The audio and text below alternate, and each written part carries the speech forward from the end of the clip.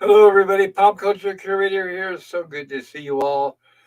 We are back on another Saturday evening or daytime or Sunday, depending on where you are, what time it is for you. And I'm excited. It's so good to see you all. And it looks like we've had some people waiting in the chat for quite some time. I appreciate your patience, everybody. We will get to that and make sure we read all the chat like we do, because we definitely appreciate you guys in the chat. Without you, we would not be here. I want to start by saying hello to my fellow panelists here on the. And that reminds me, I've got to put the link to the panel in the chat. I'll get to that. Gorilla, how are you doing tonight? Full. Oh my God, I made chili today, and I'm on my fourth bowl. Oh dear. Oh, homemade chili, nothing beats that. Yeah. Oh. How about you, PVV? How are you doing? Oh, PVP may have stepped away. Let me see here. Who's next? Stone Racket. I usually go clockwise anyway. Stone Racket, how are you doing tonight? Good to see you. Just fine. I wish I had bowls of chili like Gorilla. That sounds really good. There's plenty left over. You just got to come to Minnesota. Okay. Yeah, just a hop, skip, and a jump. That's right. Well, actually, you're only like, what, 4 hours? Yeah, I'm in the Iowa City area. Wait, so. Iowa City, is that the Quad City area? Yes, it is. Okay, it's 6 hours. Yeah. I just misspoke. It's not the Quad City areas. I was thinking of I have Dune 2 on my mind, and I go to Davenport to see that, the IMAX. And Davenport's one of the Quad Cities, but Iowa City is not. So I'm sorry about that. Yeah. You and Christina are really close to each other there. She's over by Cedar Rapids? Yeah. Yeah, that's 30 miles north. Okay, now I know exactly where you're at. Very cool. Small world. Yeah. Well, Stoner, I don't know if you've heard of Iowa Great Lakes, but that's where I'm around. Yeah, when I think of Iowa Great Lakes, I think of Spirit Lake and Lake Okoboji. Yep. I'm sure wherever you're at there, it's probably freezing cold, right? Yes. It's not as bad as it was a while ago, where it was in the mid-30s past couple days down here. Speedo. This isn't Speedo weather. Yeah, go for it, right? Or get rested, one of the two, right? I was outside in a t-shirt and shorts today. Oh, that's not cool. Bad. Yeah, it was actually nice here too. I was outside when I took my dogs out, thinking how nice it was. Cool. PvP, are you with us? Well, maybe PvP. Oh, can you hear? I muted and then I forgot I muted because I was listening to you guys. How are you doing, PvP? I wanted to say hello.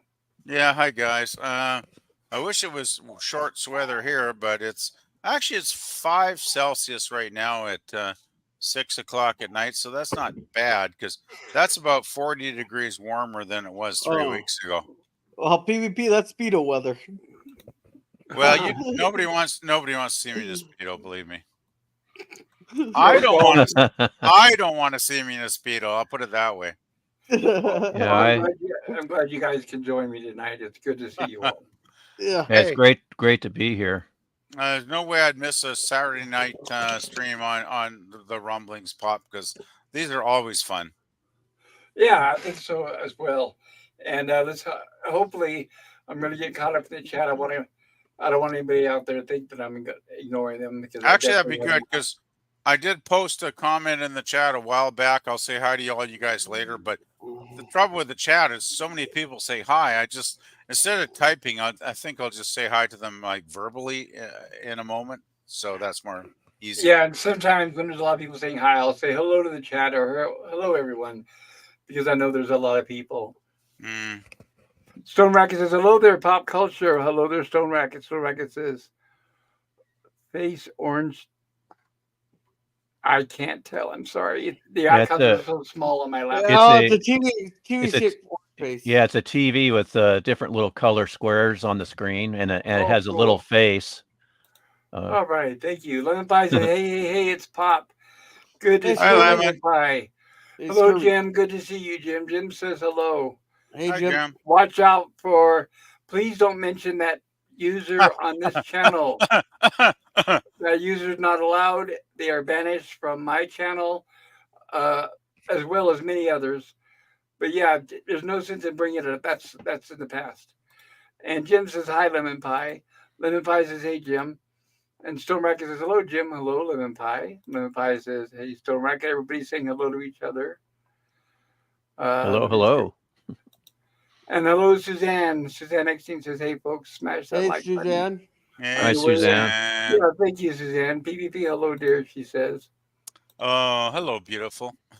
Well, says Jim, hello. Lemon Suzanne's Pie, always hi. flirting with me. I love it. She's Hello, very Suzanne. Stone Racket, hello.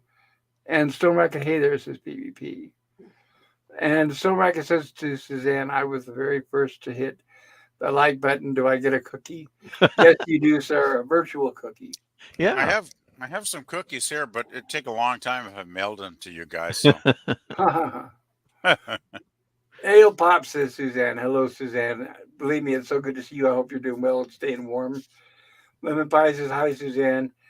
Lemon Pie says, pics or it didn't happen, Stone Racket. Yeah, guys, Stone Racket's going to be sharing some pics with us tonight.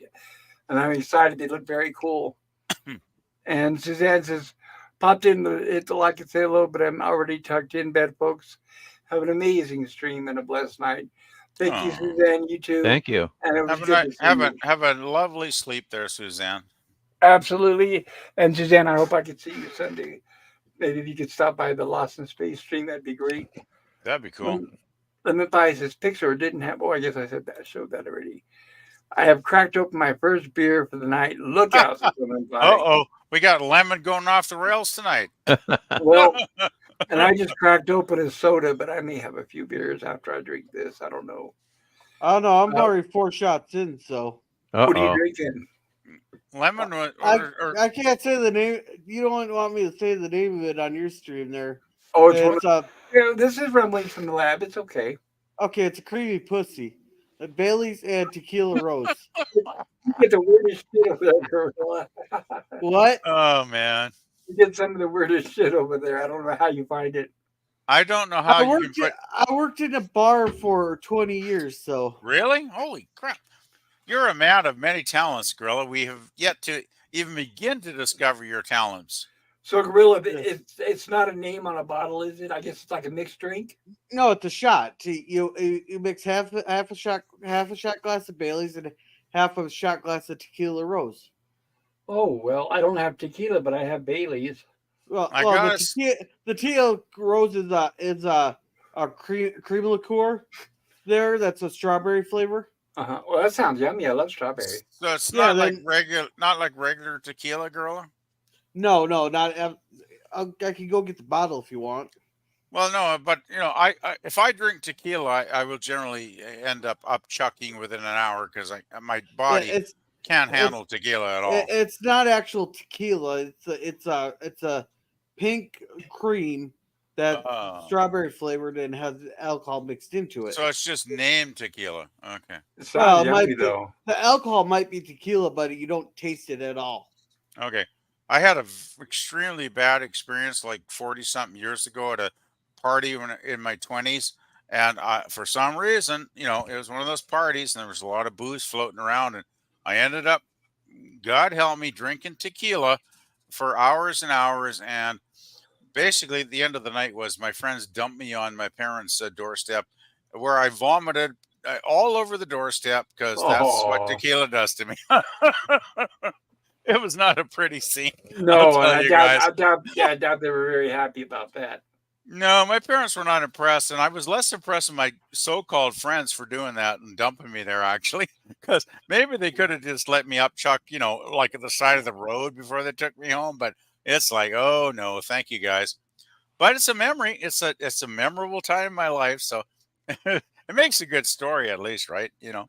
Well, Yeah, at least they didn't wheel you to the front of your house in a shopping cart. Well, I wouldn't be surprised if they had actually. yeah. I still have the booze Uh, that you told me about, PPP. I still got the what is it? The Baileys, the Amaretto, and the triple sec. I haven't touched it since New Year's. okay, so that's not really your cup of tea, so to speak, Pop. Well, maybe I could try to. I don't know. I'm not. I don't know how to make mixed drinks, so I was just kind of experimenting. Maybe I didn't do it right. It tastes like cough syrup, but I don't know. Maybe I'll try. I was mixing all three together. Maybe I shouldn't have done that. Well, I know. So maybe I'll do the amaretto and some of the I know triple the sec tonight. amaretto with a certain lady name, you know, with her first name starts with a J. J. We all know. I know she usually just does the amaretto shots by themselves. So Yeah, I know. amaretto's quite good. It's like almond, kind of That's almondy. what it says. Yeah, on the Yeah, label.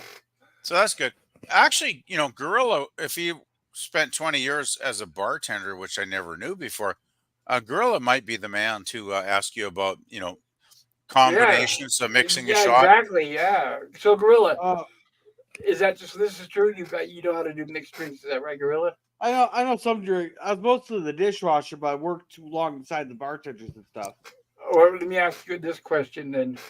You think maybe I should not mix amaretto and Bailey's and triple sec together? Maybe that was That my doesn't even mistake. that doesn't even sound good, to be honest. Yeah, that's pretty Amaretto, different. It tastes like amaretto, cough syrup.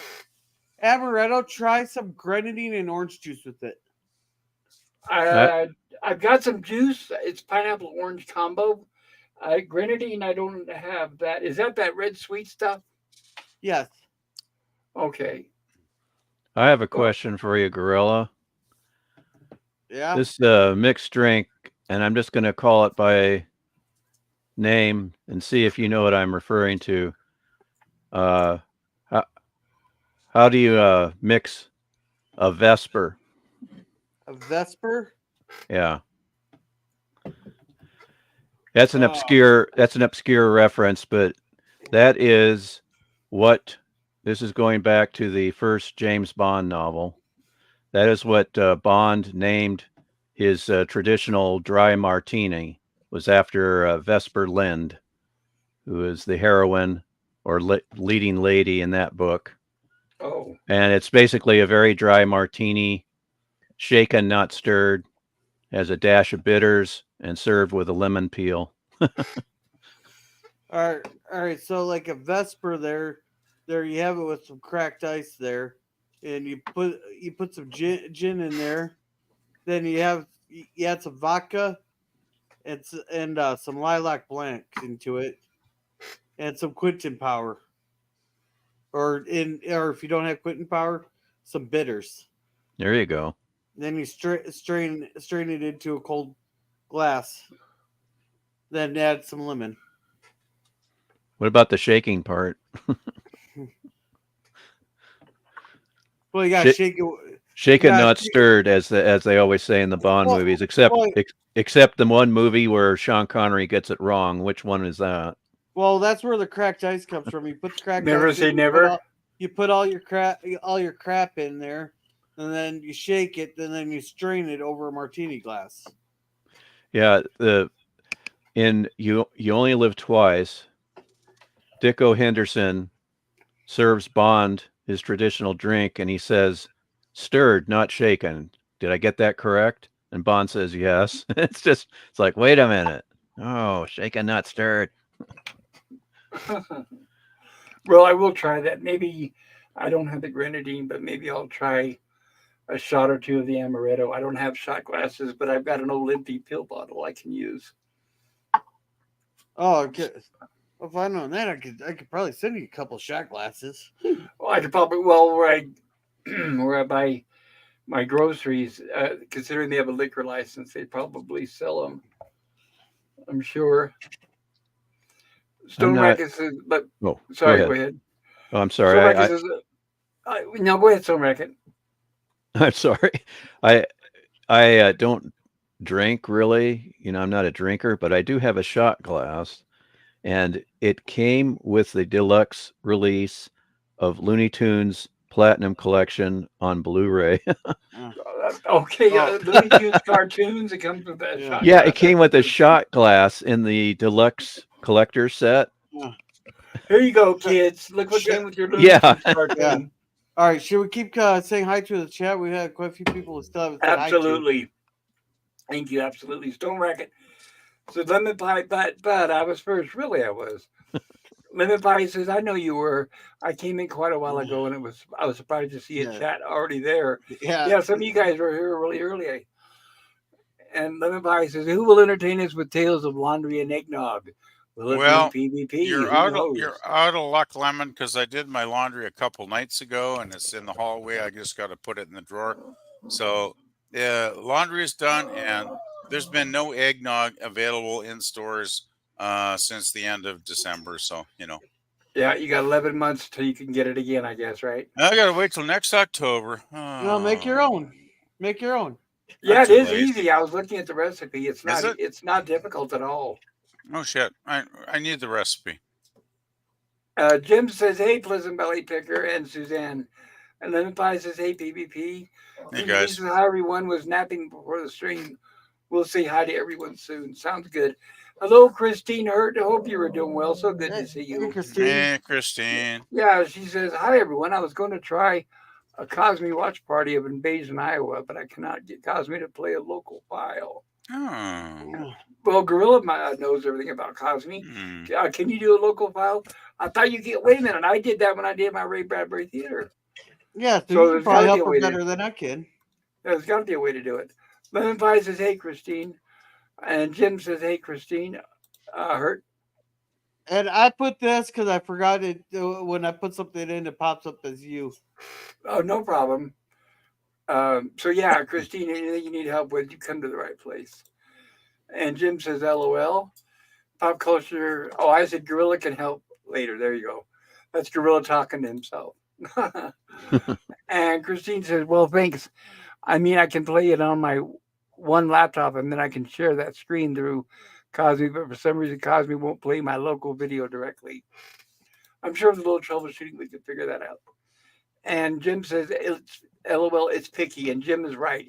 Cosme is picky sometimes.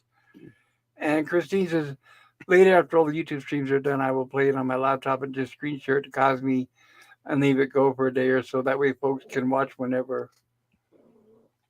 Well, can you do that? Can you just leave it on there and people can start and stop it, or do you as the host have to start and stop it? For her as the host, it would have to start and stop it because the reason they do it that way is so, like, when we're doing our watch parties, Yeah. everybody's on the same page and at the same spot. Okay. Yeah, that makes sense. All right.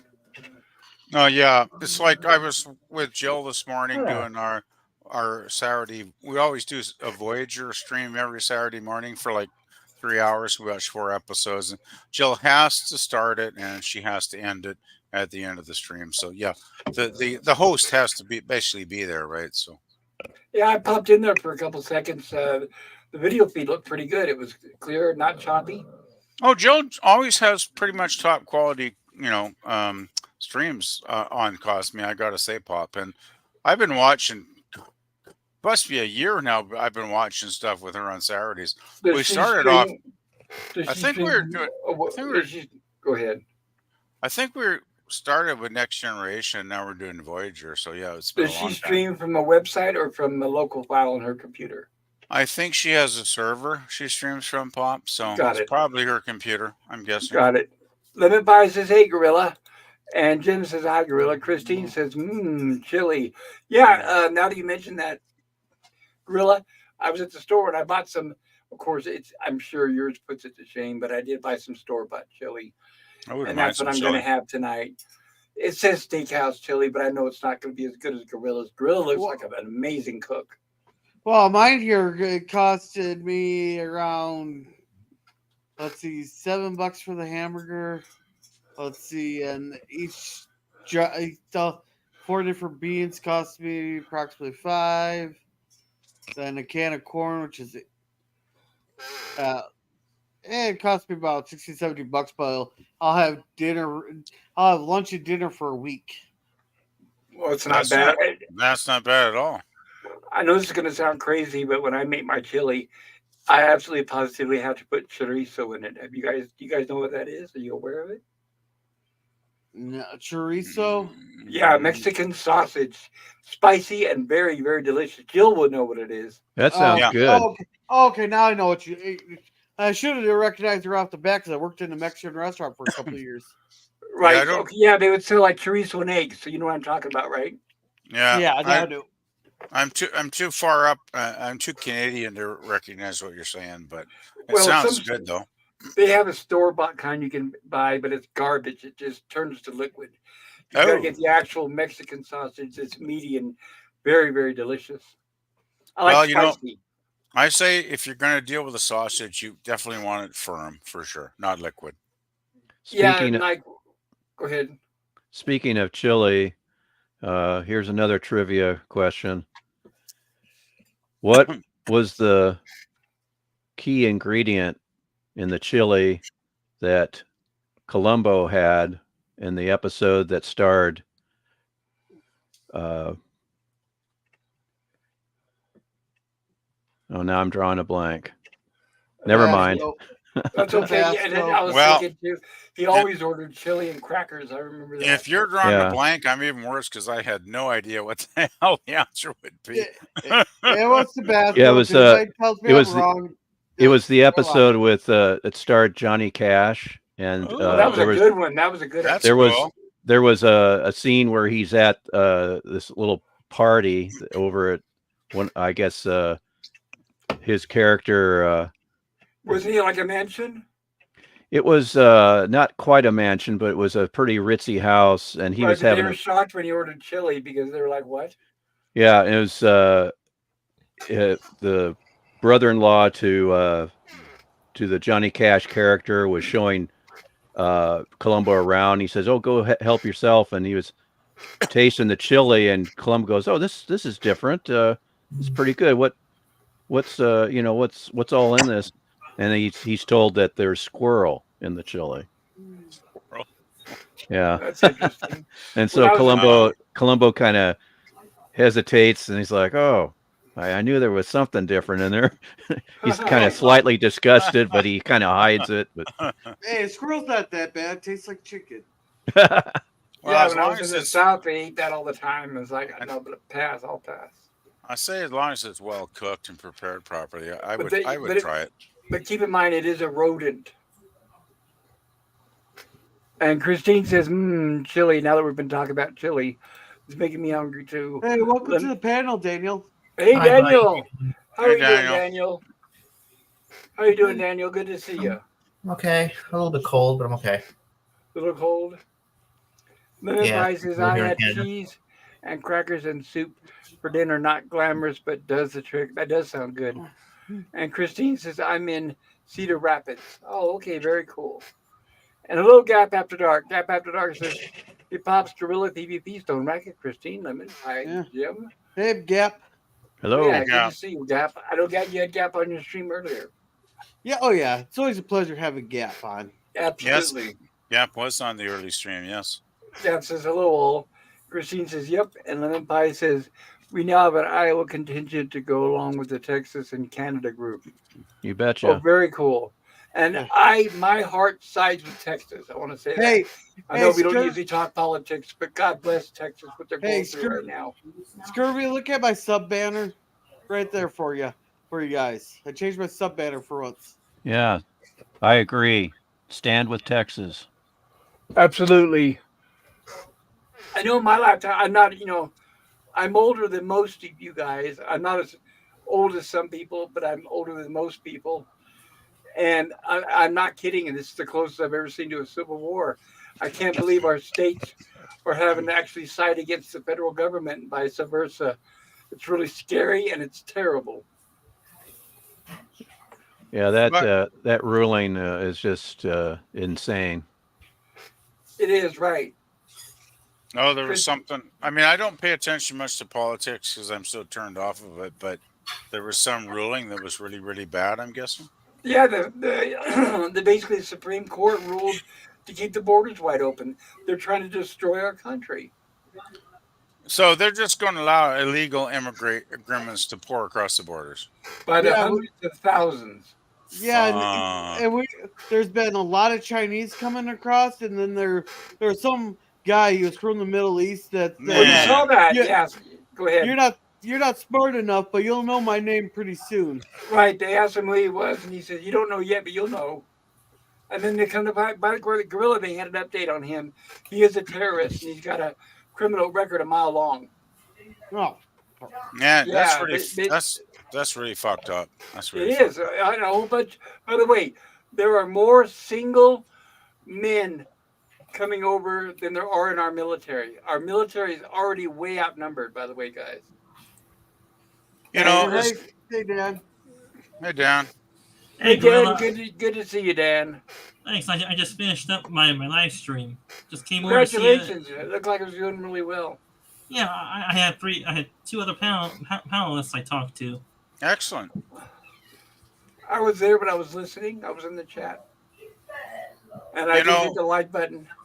as much as Canada gets, dissed a lot of times by a lot of people, and we did have some problems with people illegally crossing our borders like 4 or 5 years ago. I can remember when it was definitely an issue for a while. I don't think we got the problems to the extent that you guys seem to have down in the U.S. Like that's really messed up what's going on in your It southern is. border. It is.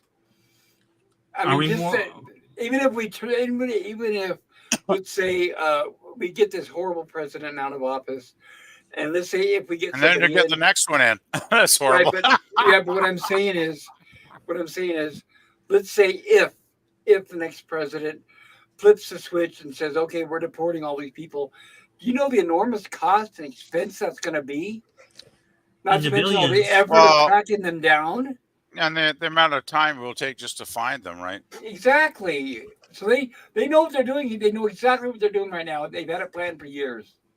Well, I really resist getting political on these live streams, Pop. You know me, right? Because I think it's just divisive to talk about politics. But I do agree that there's a lot of problems with the system, and it's so messed up. I try, you know me, I try to be a realist. I'm not a pessimist. I'm not an optimist. I try to be a realist and have a balanced view on everything that I can.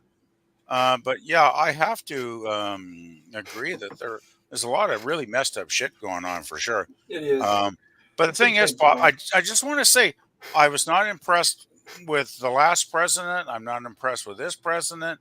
I think you get the right wing or the left wing in power. I think they both equally suck. They Neither do. neither side gives a shit. I don't care if it's Democrats or Republicans. I don't think they give a damn about the average Well, guy on the street, which is why I'm totally kind of disillusioned with politics. Was I know I used, let's put it this way, 5 or 6 years ago, I was a political junkie. I watched like 2 hours a night, every night on the news, devouring everything about politics. I was a political junkie. And then like 3 or 4 years ago, it seemed like the mainstream media just got so woke and got so stupid and silly. I just gave up on watching it. And now I just kind of tune it out. I know that's bad. I should probably pay more attention, but it gets hard to really take any of this shit seriously after a while, doesn't it, well, guys? It's like the thing it's like is, a joke. that both of the political parties all have the same thing to gain, so it's not going to change. And Christine says, It's the elite. It's the elite. yes. Christine says, I'm just behind the target on Blair's Ferry. Yeah. Gap After Dark says, oops, hey. Lemon Pie says, hey, Gap. Jim says, hi, Gap. Christine says, yeah, it's been real cold, but not as bad right now. Well, I'm glad to hear that. And Jim says, I've been here for 4 hours. Holy crap! You wait in the chat? Wow. Wow, All right, wow, Jim. I give you credit. Thank you, Jim. that's dedication. It sure is. Lemon Pie says Suzanne and BBP sitting under a tree. Oh KISSING gosh, with a question you, mark. you guy. Hello, hello, and hail to the great LDG. Good to see you, sir. And Dap After Dark says, Yeah. hey, LDG. Hey, Jim Pickles. says, hi, LDG. And Christine says, I can't have alky. I can as a smokable treat. Oh, okay. And for me, I don't know. I just don't drink. Like I said, I have the stuff that PvP recommended for New Year's, and I haven't touched it since. So, and I know too many alcoholics, and I know what alcohol does to people. I could never do that. I would never let myself succumb to that. I'm just looking up shots online here, Pop. There's one called a B52, which is probably one of the most popular ones. It combines Kahlua, Bailey's, and Irish cream, and Grand Marnier. I've had those before, and that's actually quite delicious. If you might want to ever try those. I don't know. I bought these and I haven't been drinking them, so I'll have to think about it. That's the problem is I buy them and then I don't touch them. Well, I'd say maybe get advice from Gorilla after the show's over. Yeah. Yeah, I don't want to buy it. And it's got to be sweet. I don't want to buy it unless I know I'm going to drink it. Jim says, hey, Gorilla, give some of your drink to PvP, LOL. And Lemon Pie says, tequila and Bailey's. Gosh, that sounds It- just sounds it's like a not recipe for Yeah, good that's what I- nasty. Yeah, That's it's what not I thought. tequila. It's just the name of the thing. It's a strawberry liqueur. Anytime I hear the word tequila, I want to run away. And then hello, Ola Greg. Ola Greg says, cheers. And hello, Taylor Swift, greater than Disney Star Wars, saying hello, Matt G. Matt G. Hello. Christine Hey, says, Taylor. tequila has a few health bennies other alkies do not have. Oh, I didn't know that. Tell my stomach that because I just puked my guts out. Well, I'm sure in moderation, probably. And Gap Very. After Dark says, hey, Ola Greg. I think I could even have one drink of tequila and I might puke. It's one of those rare things that just does not agree with my body. Well, I am going to try a shot of this amaretto. If Jill can do it, I can do it. Lemon Pie says, hey, Euler, cheers, and Matt G waving. And Christine says, also, clear alky is better than dark. That's what I heard, as far as hangover is concerned, what I've heard. And Gap What's says, this what's up, hangover you Taylor? speak of? What's this what's this- hangover? Yeah, what's a hangover? Honestly, I haven't had one in decades. I don't remember. I mean, in fact, I may have been in the Air Force last time I had a hangover. Of any Yeah, I kind. haven't had a hangover since I was in my 30s. It's like, I guess after a while, once you're experienced enough with drinking, you just kind of get past that point where hangovers are a problem. I mean, I know I drink too much at times. I know that. I'm aware of that. And I do need to cut back. But I used to be really bad when I would drink. And sometimes you get those horrible hangovers and you just want to lie on bed for hours and hours with a headache. But fortunately, I don't get that anymore. I Well, just did it that's when what- I was that's with what friends. Sorry, go ahead. That's sort of what a hangover is, anyway. Yeah, I only did it Yeah. when I was with friends. I'm not going to sit here and drink myself into oblivion by myself. What's up, Taylor Swift says Gap. And Taylor says, hello. Ola Greg says, hey, Lemon. Ola Greg says, hail, Gap. And Ola Greg says, I dropped my friend off totally drunk, and his dad made him stay outside and puke while he smoked and laughed and hosed him down. Jesus Christ. That's a way of breaking it. Wow. Sounds I don't like his know if dad that's a knows what he's loving dad doing. or an abusive dad, to be Well, honest. it'll make you not want to do it again, I guess. Christine says, thank you for the link. I did sub. Very cool, Christine. Ola Greg says, thanks, Christine. Oops, don't want the stream element. Well, at Lemon least he Pie. hosed them. Hosed them down. At least I give him points for that. Right, shows that he did care. Lemon Pie says, often grocery stores have tiny plastic shot cups too. Red ones. Yeah, I'm sure they do. I would, well, if I knew I was going to drink more, I would go ahead and invest in a little glass one. They can't be expensive. I don't know. Christine is smiling, and Christine says, also quick public service message. When describing the core message of Star Trek. Please use words like embrace the differences and combine them rather than put aside. People find that more positive. Oh, okay. Thank you, Christine. I appreciate it. Oh, I have to and start stop and start a screen share. Yes, that is correct. Christine says, I use Cosme a lot. It has never played any of my local files. I always have to play them through a media player like VLC and then screen share. Oh, wait a minute.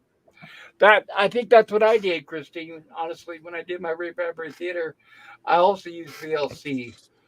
Um, I don't know if there's a way of showing them without using a video player. So that's A- something I don't know about.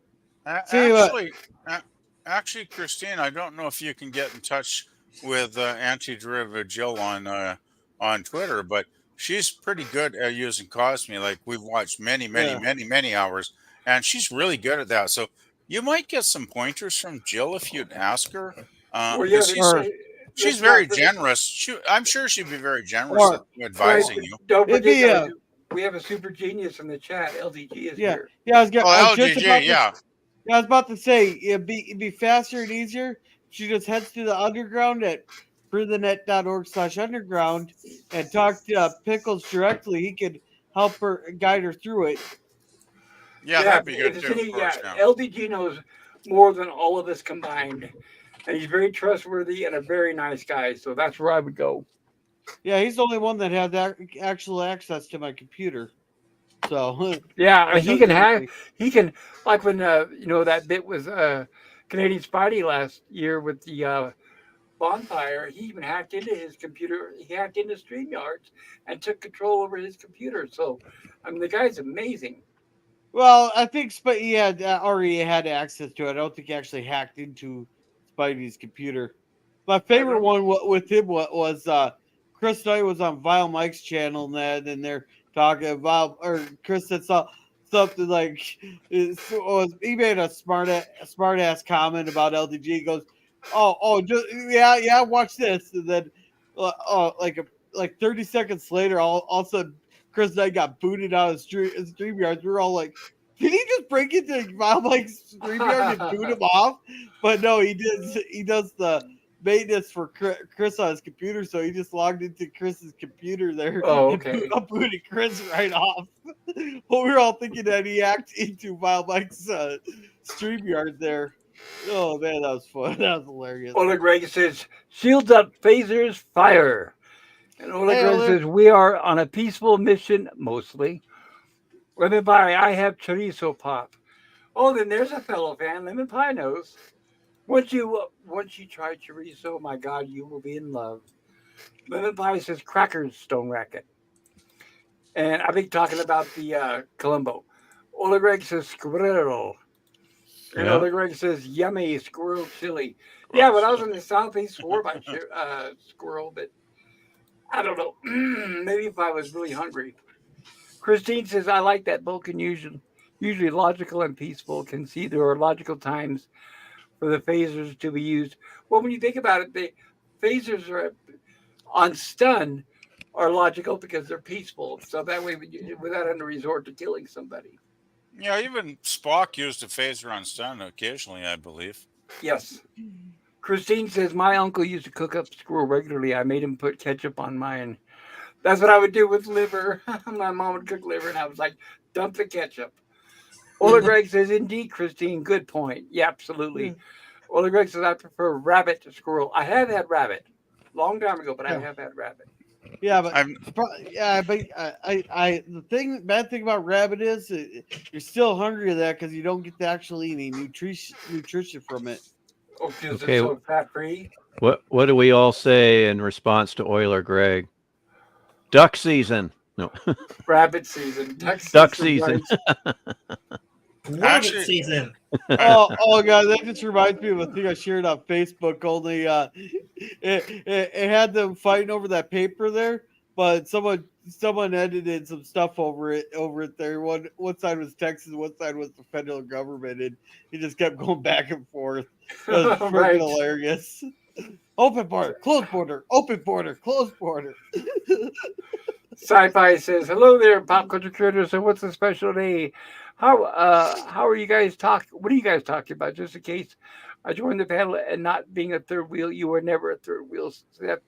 Sci-Fi said, Dan, you are always welcome. And Yeah. I don't care who comes on our panel, we can always adjust. Well, Dan's here Well, anyway, so. Pop, That's right. I'd So that answers your amend question, that. Dan. Yeah, you might want to put an asterisk besides that. You don't mind most people coming on the panel. Most people, right? If it's somebody that I mind, it'll be the last time on the panel. I'll put it that way and that's only a few people. Very rare I've had to ever remove Oh, yeah. people. Melted copper for one. Please, we don't mention that Yeah. name. Jack Good Pepper name. Dog says, "Hey, Sci-Fi," said Dan. Lemon Pie says, "Gorilla." Sci-Fi Sit Dan says, "Hello there, Gap After Dark." And Sci-Fi Sit Dan says, "Hello there, Lemon Pie." Christine says, "Duck season." There we go. Quack, Lemon quack, Pie quack. says, "Hey, Sit Dan." And Sit Dan says, "Hello, Ola Greg." Ola Greg says, "Hey, Sit Sci-Fi." And Christine says, not get me started on the political talk. No one likes me when I talk politico. Understandable, Christine. I avoid politics mostly, says Ola Greg. Jap after dark. Well, yeah, like when I mentioned the border, I'm not going to mention any politicians or political party. I just wanted to mention what the situation with the border without mentioning politics. I'm just saying it's sad what's going on between the states and the federal government. That's all. Jap after dark says ditto.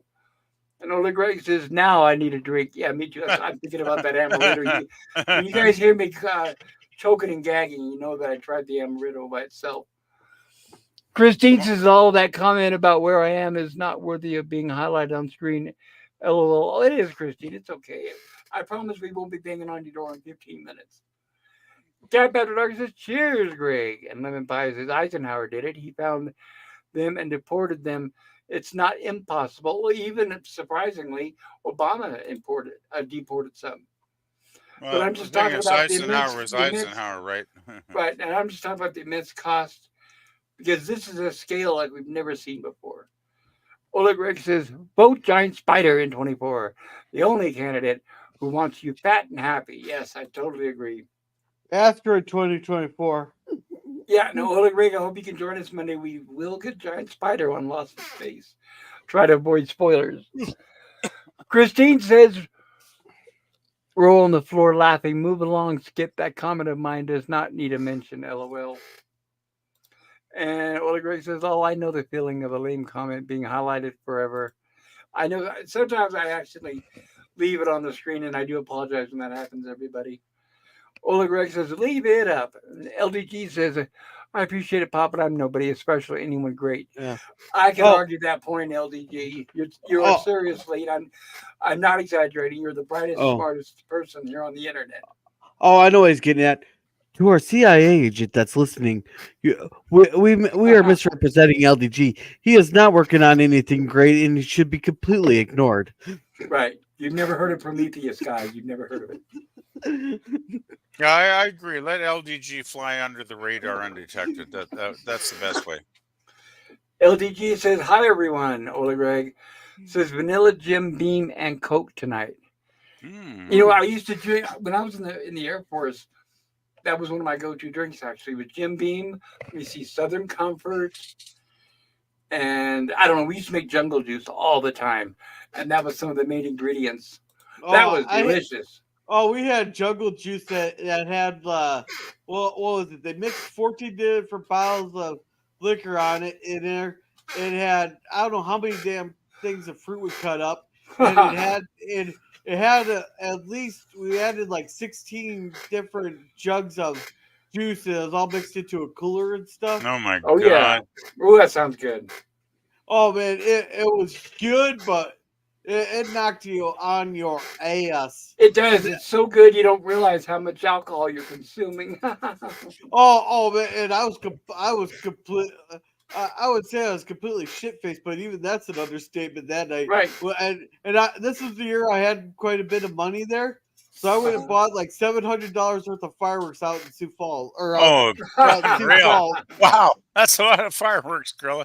Oh no! This is the best part. And so I had a bunch of mortars we launched into the air there, and I accidentally put one in the tube upside down at one time, Oh, No. and that thing exploded on the ground Oh everywhere. God.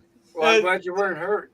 All of a sudden, it started going, "Hey, do it again, do it again." So Oh, we of did course. it again. Right. There, then eventually we just lit them and just threw them out into the yard there.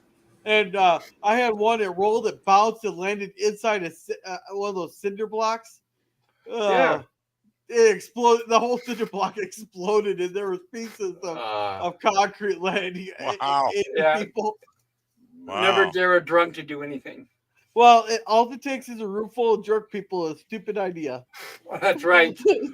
Lemon Pie says PvP. I'm the same with tequila. Pretty much doesn't agree with me. And LDG says anytime. Ola Greg says I voted as well. Lemon mostly. LDG says that was funny. Lemon What was Pie funny? says you aren't. Well, I feel bad because that was 8 minutes ago. Oh, Lemon Pie says you aren't a third wheel. There are 6 on panel, so 6 wheels sit there. And that's right, 6 wheels. he's joking. He's joking. Put JK in there. He's joking. Lemon Pie says if you want to call me great, I won't argue. Oh, there you go. Lemon Pie is great. And Oh, the LDG says, great and powerful lemon is great. right. Praise all him. hail, all Hey. hail the great Lemon Pie. It's not lemon. It's scurvy. It's LDG says LOL. And Ola Greg says, I am great, you are great. Daystrom talking to M5. Yeah. Dap After Dark. It's like talking to a narcissist. I'm great, you're great, we're all great. Dap After Dark says, somebody's chair needs, that's me, I'm sorry, WD-40. Ola Greg says, embrace the squeak gap. I need to nail the Embrace it. chair so it's in one position, I guess. Just nail it in place. And Gap After Dark says, Greg. And believe it or not, we actually caught up with the chat. Yeah, speaking of great, I'll have all of you know that Doomcock himself has called me not only the great Stone Racket, he has called me the amazing Stone Racket. Very cool. How's that for ego feed? Yeah, is Kathleen Kennedy getting fired this week? Don't know. She's been getting fired for like what, 2 or 3 years now? More than that, yeah. All right, so Pops, try not to cheer us up too much, okay? so here's some pictures that Stone Racket is so graciously sharing with us. Tell us about it, Stone Racket. This is my Lost in Space robot B9 that I got back in the day. I think I got this in '66. Wow. And it was made by Remco. And it's a little worse for wear. The claws were the first thing to break off, and so they're just being held by some twist ties. But I asked for a robot, and that's the one I got. And That is amazing. Very cool. yeah, it uses, instead of having a lot of gears with a little motor to make it move, it had a friction wheel.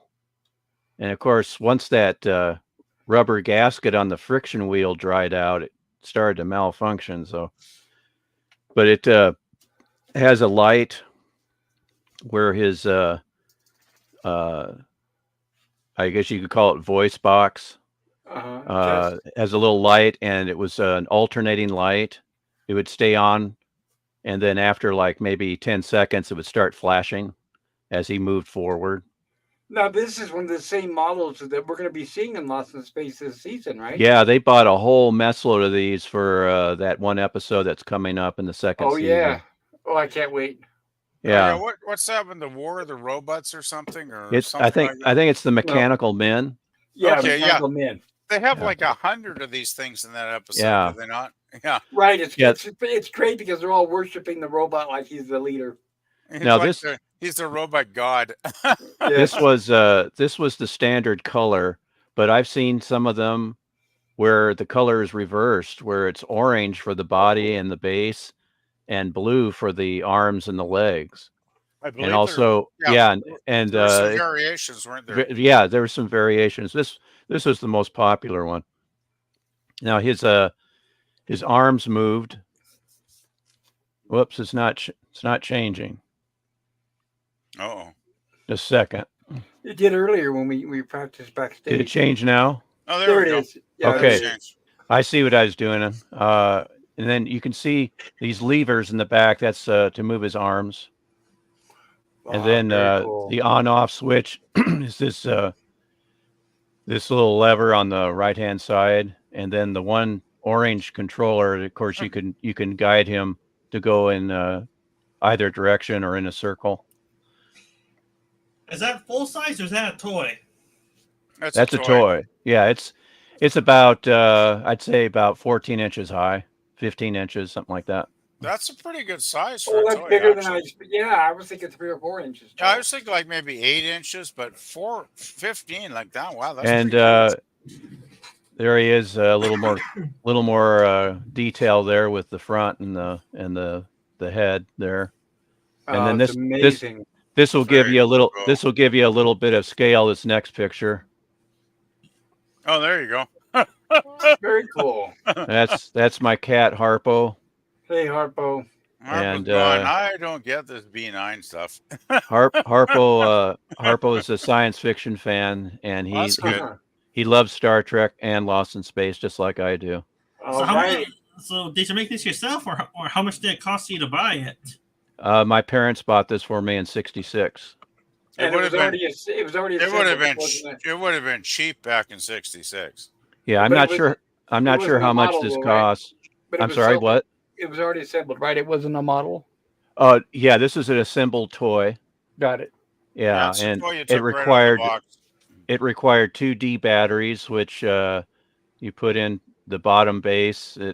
There's a little place that I had to get a Phillips screwdriver from my dad to open this thing up, and but Wouldn't anyway. this been like maybe $7 back then? Stone Oh, Rocket?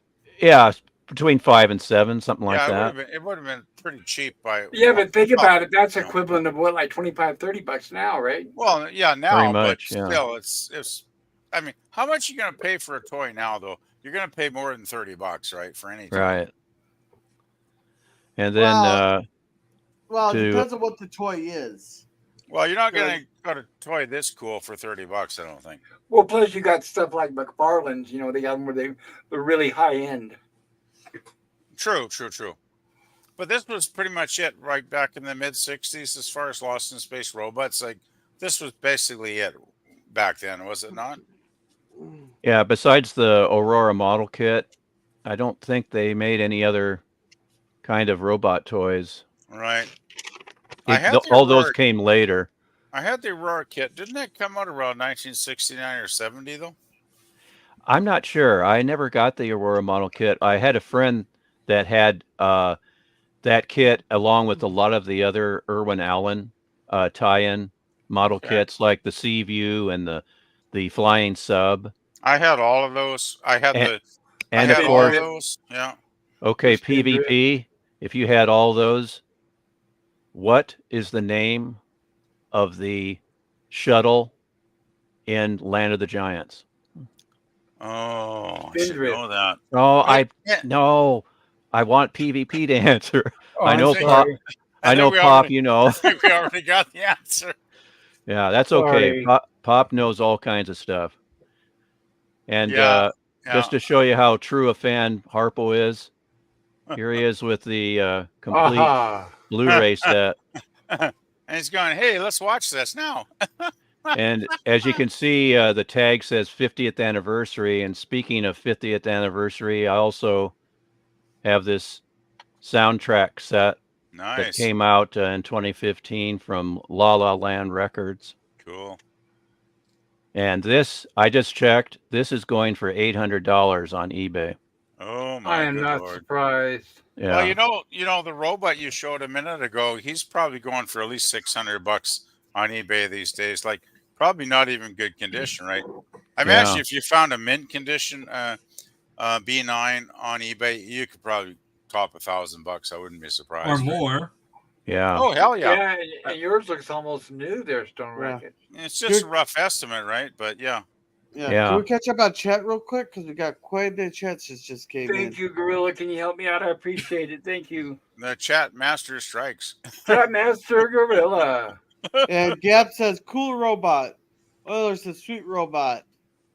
Best 70s robots, Westworld 1973.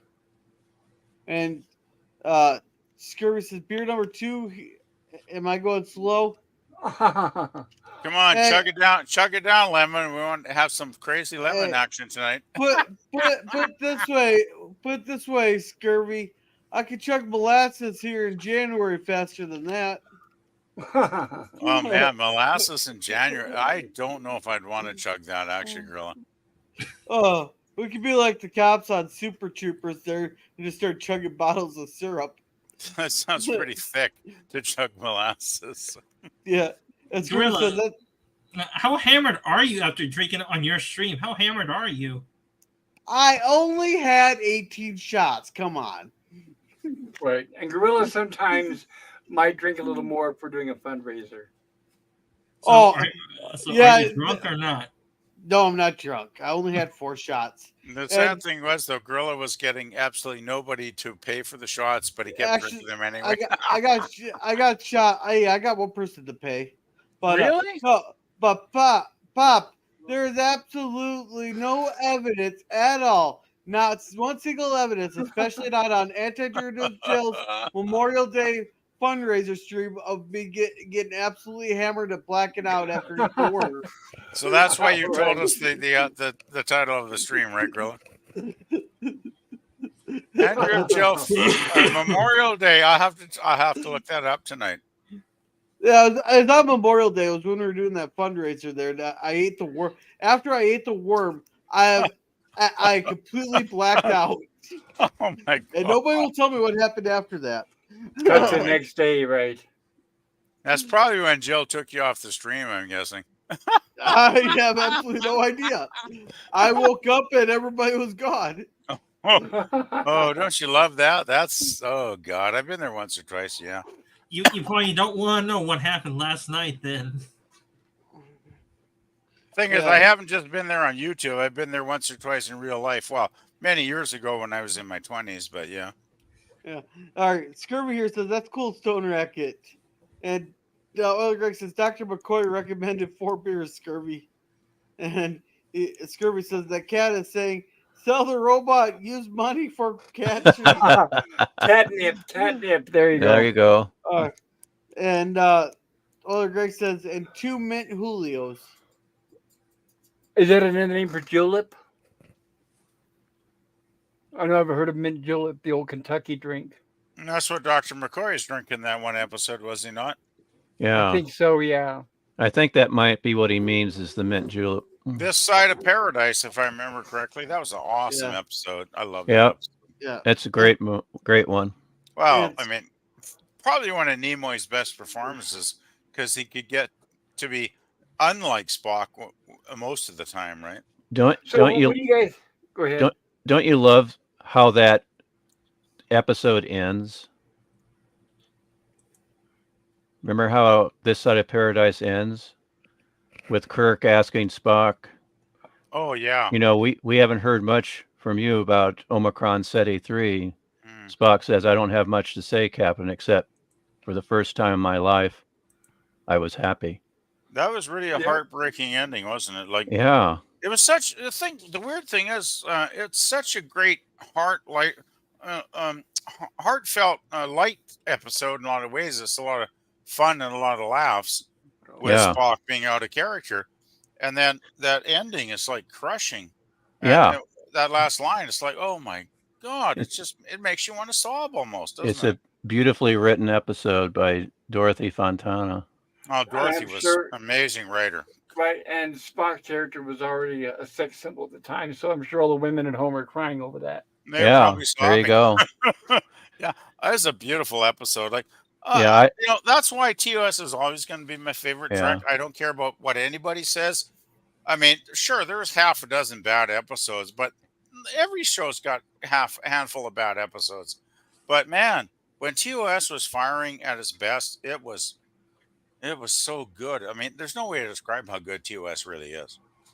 Well, all the differences between hiring science fiction writers and just a room full of the same people every week, week after week after week, Yeah. like the scourge of Star Trek, Berman and Braga. Ugh. Good God. Well, that's the thing. You get individuals that can write thoughtful stories, thinking as an individual, and that's what made it great, right? Yep. So I'd say a question for everybody. Favorite Vulcan episode? I would say mine is a Muck Time. You got or Spock episode. Favorite Spock episode? What would you guys say? I'd probably go with that one too, actually, Pop. I think it was I mean, amazing. who doesn't Yeah. like a good pond far, you know? Well, Yeah, they established so much of the Vulcan lore in that one episode. Yeah. I mean, we got the Vulcan hand salute. Yeah. I mean, a lot of that stuff was established in that one episode. And we saw the planet Vulcan, and we saw T'Pol, and we saw all that cool stuff. It's like, yeah, major Vulcan backstory stuff in that one. A And mock that's why time, Go mock ahead. time, and Journey to Babel. Oh, that Yeah, was good. Well, absolutely. Spock's parents, yeah, that's That- pretty much That's the second one. Vulcan. That's the Vulcan 1-2 punch from season 2. Yeah, those are both awesome episodes. I agree. I remember seeing the Star Trek movies at the theaters, and it was too good to be true to see Mark Leonard and Jane Wyatt return. I was like, my God, I can't believe it was just too good. It was just perfect. Yeah, that was perfect. They were Yep. so wonderful, both of them, as Spock's parents. Like, I just treasured every scene they were in because they were just perfection, right? And they still looked good. They looked really good. Yeah. Yeah, Yep. true. Yeah.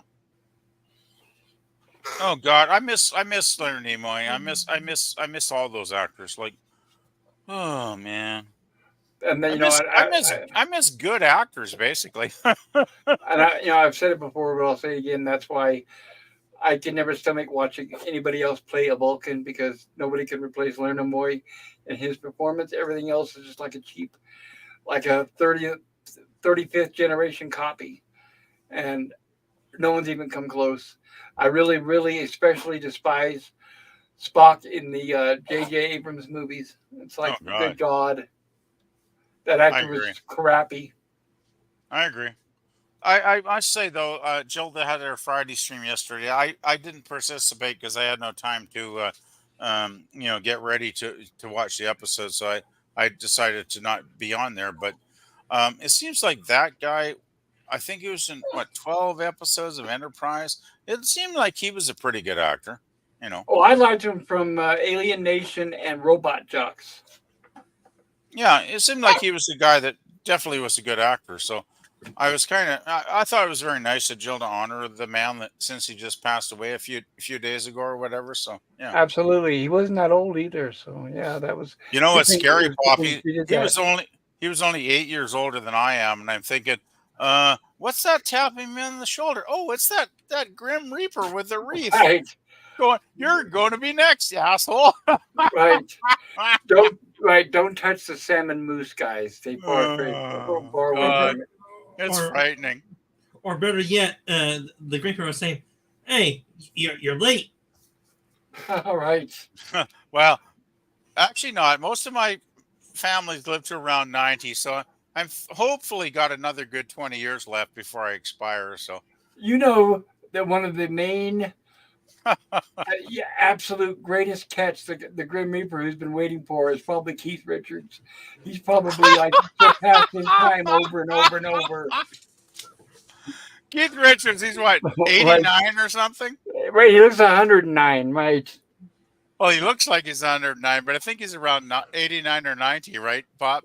Right, but he's got to be like, it's like Moby Dick. He's like the ultimate You catch know, of the Grim Reaper.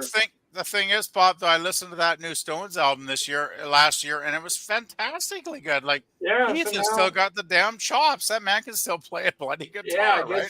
I guess he's all pickled. Excellent album, though. I mean, I think that's one of my favorite albums of 2023. It was really good. It was like classic Stones from like the 70s or something. I was like, wow. After 20 years or whatever doing their last album, these guys have still got the chops. And I I give mean, him Jagger, credit. Yeah. I give him Jagger credit. like I think 79 it's or still 80, performed. sounding that good. It's like, no Uh-huh. man that old has a right to sound that good. Yeah, I give him credit. The fact that they're still performing, it's like God bless them and Godspeed. Yeah, Speaking I love of those guys. But hey, speaking of albums, who would think that Keith Richards should leave his body to medical science? Well, hey, wait, what's left of it? I What would were you gonna vote for say? that. What were you going to say, Stone Racket? yeah, speaking of albums, can we continue with my pictures? Good Oh, idea. Thank you. nice. Oh, Oh, you we're got your gonna Lost in finish- Space CDs. I suppose we can hold off on the chat a little bit here. Those are nice looking CDs, by the way. Ooh, there's the back cover. Yeah, I don't know how much you want me to hold these, but Oh, no, it's fine. And by the way, everybody, shout out June Lockhart is still alive. yay! You know what makes me really angry on YouTube is when they show pictures of someone like June Lockhart and they show her from 60, 65 or whatever. And then they show some picture of an old lady dying in her bed. And it's like, that's not June No, Lockhart. it's Doesn't not look her. No. anything like her. And she was a deadhead. I mean, God bless her. I just hate those channels though that they post false stuff about the cast all died it's right, it's tragically. And it's like, no, clickbait. they didn't. It's clickbait. Well, Yeah. total clickbait. But I hate it so much. I just Now, well, I wish YouTube would take those channels down, but of course, can I give you a bit of trivia here? please do. Now you see, disc 1 has the Reluctant Stowaway. Okay. You see that? Yeah, I see it. And then you see disc 8, the Reluctant Stowaway again. What is your like Uh, extra we're music on- that wasn't used or what? Oh yeah. Okay, I see it. You again. see that? Yep. See it. Okay, do you know what this is? The disc 1 is the actual soundtrack taken from the mixing stems, because the original Element, believe it or not, was destroyed by termites. Yeah. Oh, Wow. That's- That's bizarre. That's what the liner note says. But the thing is, what was interesting was even back then, Lionel Newman of 20th Century Fox did re-recordings of the Reluctant Stowaway soundtrack. And those re-recordings have been used on all previous CD soundtrack releases. oh, And that's why I always thought, well, what is different about the countdown music from the first episode on these CDs that I've had in the past by Crescendo Records and also the previous La La Land releases? It's because it's the Lionel Newman recording. Yeah. And so now with this release, we actually have what is heard exactly from the first episode. oh no, that's incredible. I didn't know that. Yeah. Thank you. That's really cool to know. And Thank you. then Thank you disc for 11, sharing. disc 11, Castles in Space. Yeah. All right, what track is included in that? I don't know, but can you guys still hear me? We Yep. hear you, Gorilla. We hear you, Yep. buddy. We hear you, man. I know Gorilla's probably wanting to get caught up on the chat. I appreciate Okay, that, I'm Gorilla. gonna pause here, and I just want to thank you so much. Thank you, Stone Racket, for sharing all this cool stuff with us. Like, Yeah. I never knew any of this stuff. It's yeah, amazing. Okay. I've got more pictures, but let's do the chats. Yeah, I'm just making sure because I readjusted myself. I'm a little far from my mic. No, you sound fine. great. You sound Yeah, you fine. sound good, Gorilla. You sound fine, Gorilla. Oh, that's a damn good mic for a Walmart one. Go for it, Gorilla. It says, "Oh, Greg, okay, working on it." So he's now 6 beers in out of his 2,600. Oh, Greg says, "Juleps." Oh, mint juleps. And other Greg says, "Freaking autocorrect." And Scurvy says, "Mint juleps, Julio." Oh, okay, thought that was a new drink. And Stone Racket calling people to the carpet with this trivia. Yeah, it's Yeah, that's- amazing. I love it. That's me. And I'll always be there with the trivia because, like Seinfeld, I know a lot about nothing. Sounds like me. Other Greg says, "Awesome." Scurvy here says, "I'm a lightweight, but it makes for a cheaper beer budget." Yeah, you're right about that. I agree. So you mean you're not a fat old bastard like I am? Other Greg says I was matching Gorilla shot for shot on the fundraising event. Ooh. There's no evidence of that, Other Greg, because we had 2 other people on the panel trying to keep up with me that day. They gave up. I would have gave up a long time ago. There's no way I could match Gorilla. Yeah. Personally, I want to see a fundraiser where Gorilla teams off against Stark Jill. of Iron. Stark of That Iron. would that would be amazing. Oh, I could drink Jill under the table if we drank the same stuff. I bet Jill could drink you under the table. Oh, here's the chef. Just throwing Here's it the out there, chef. you know. All right. We'll coordinate it. We'll coordinate a night. Sounds like a lot of fun. fun to me. If you can do it on the weekend, I will be there, man. All right. How about Stark of Iron? Can you beat his drinking? Stark of Iron? Didn't he stop drinking on live streams though? Yeah, he went on an apology tour for a while. Did he? Yeah, I think he's quit doing that because he had a really bad stream. And I think he actually deleted it. It was so bad, you know. The only time I seen him really remember him drinking was when we found out Cardinal Sid passed away. Oh well, that's a good excuse to do it, isn't it? When somebody you interacted with and had some fun times with passes, that does suck bad. It does. He got completely hammered that night. And I don't blame him. Our YouTube group community here is rather small, and when we lose one of us, it's very painful. Yeah, I still remember when Cardinal passed away that week, and the shock waves went through our little community, and I think Jill did a stream about that, did she not, in his honor, if I remember correctly?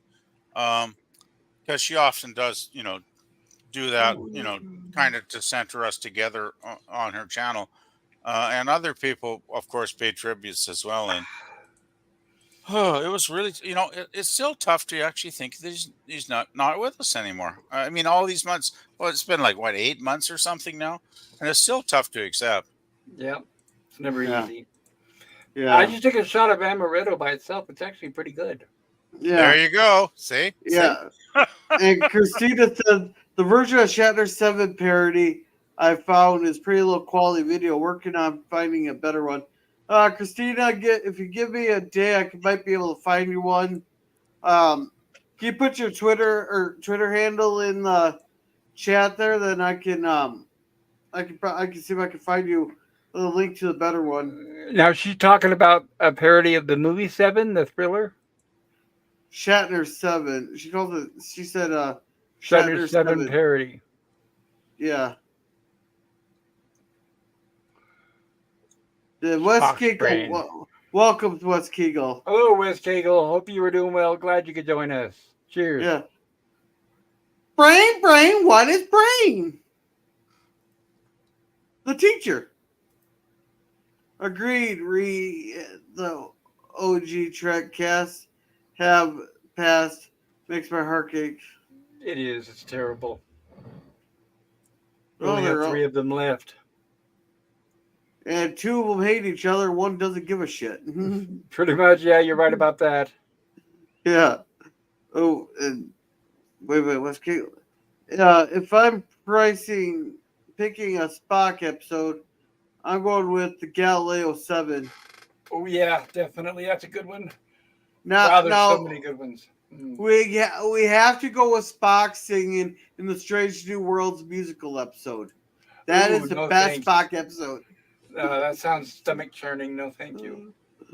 Well, they could have done something great, but they wrecked the Klingon there. They had the Klingons singing the same type of music.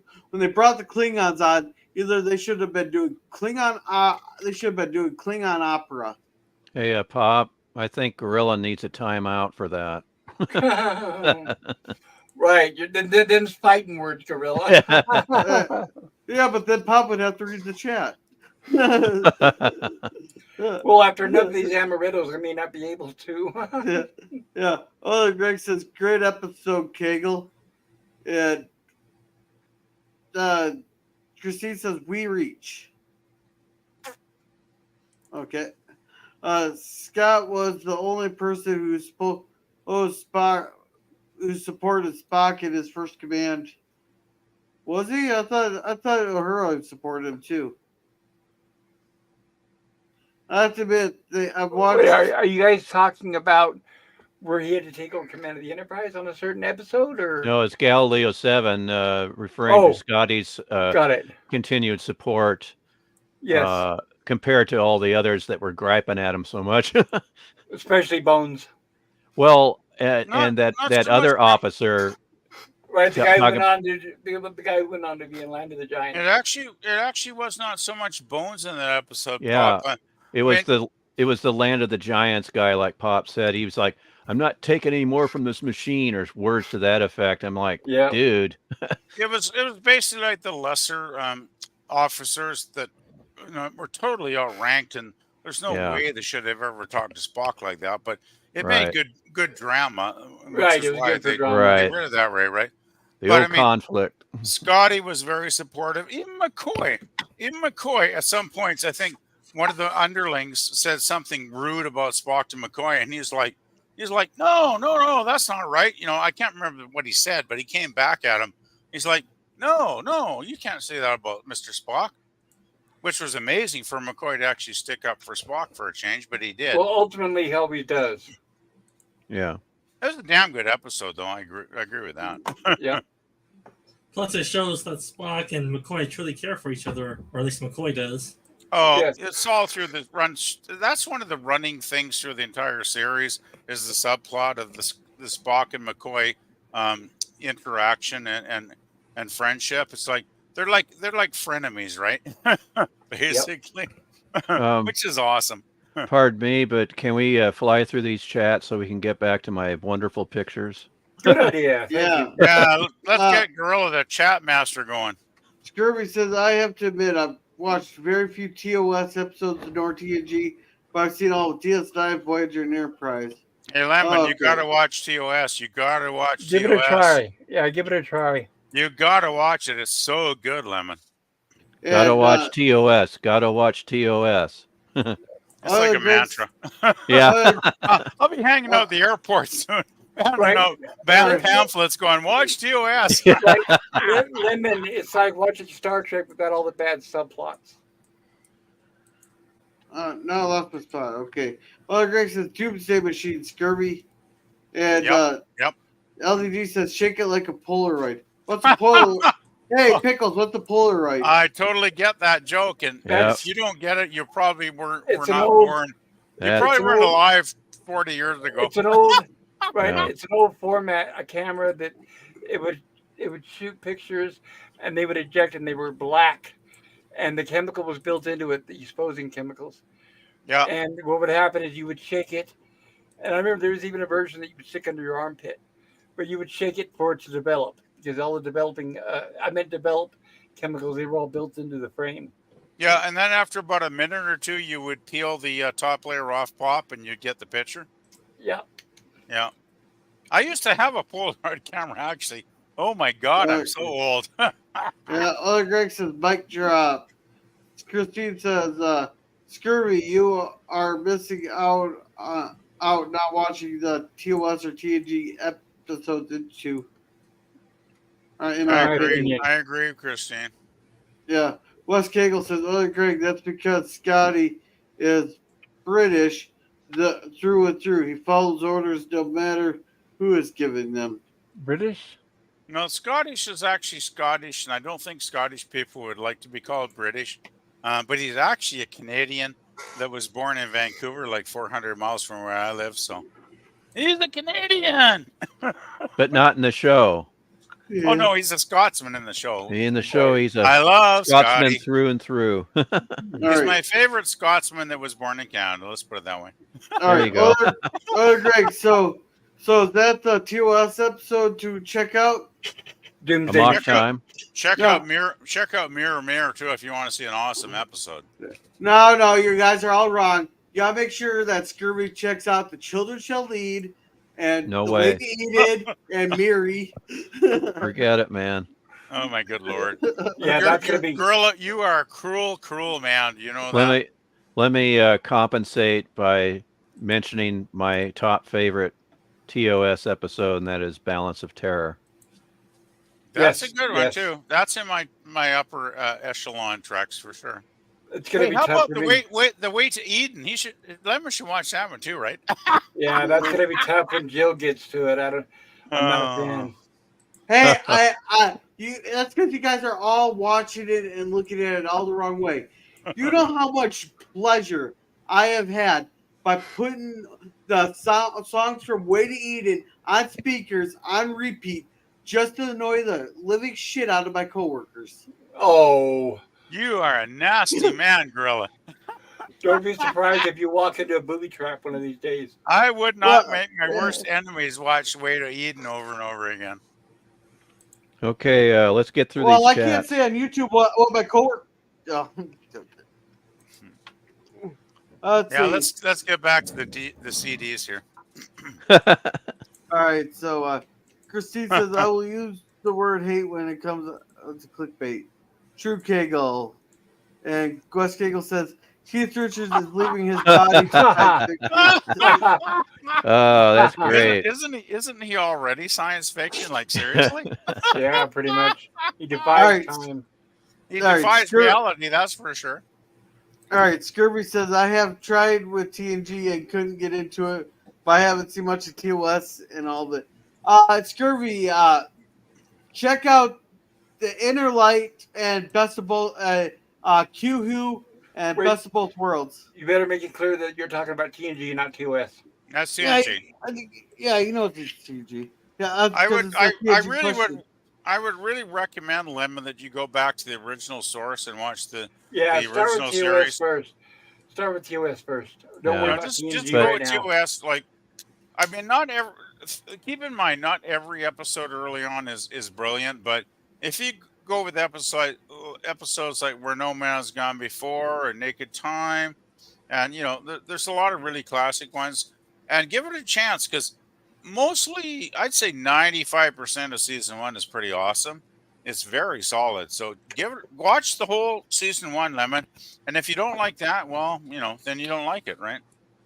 Kudos to Gorilla for mentioning the Inner Light, which is one of my top favorite TNG That's episodes. amazing. Yeah. I love- Amazing. that's probably my favorite episode, actually, of Next Generation. It's on record. It's phenomenal. I think it's amazing. I don't remember, but does it have a subplot? No. I don't Oh, think well, it that's does. good. That helps.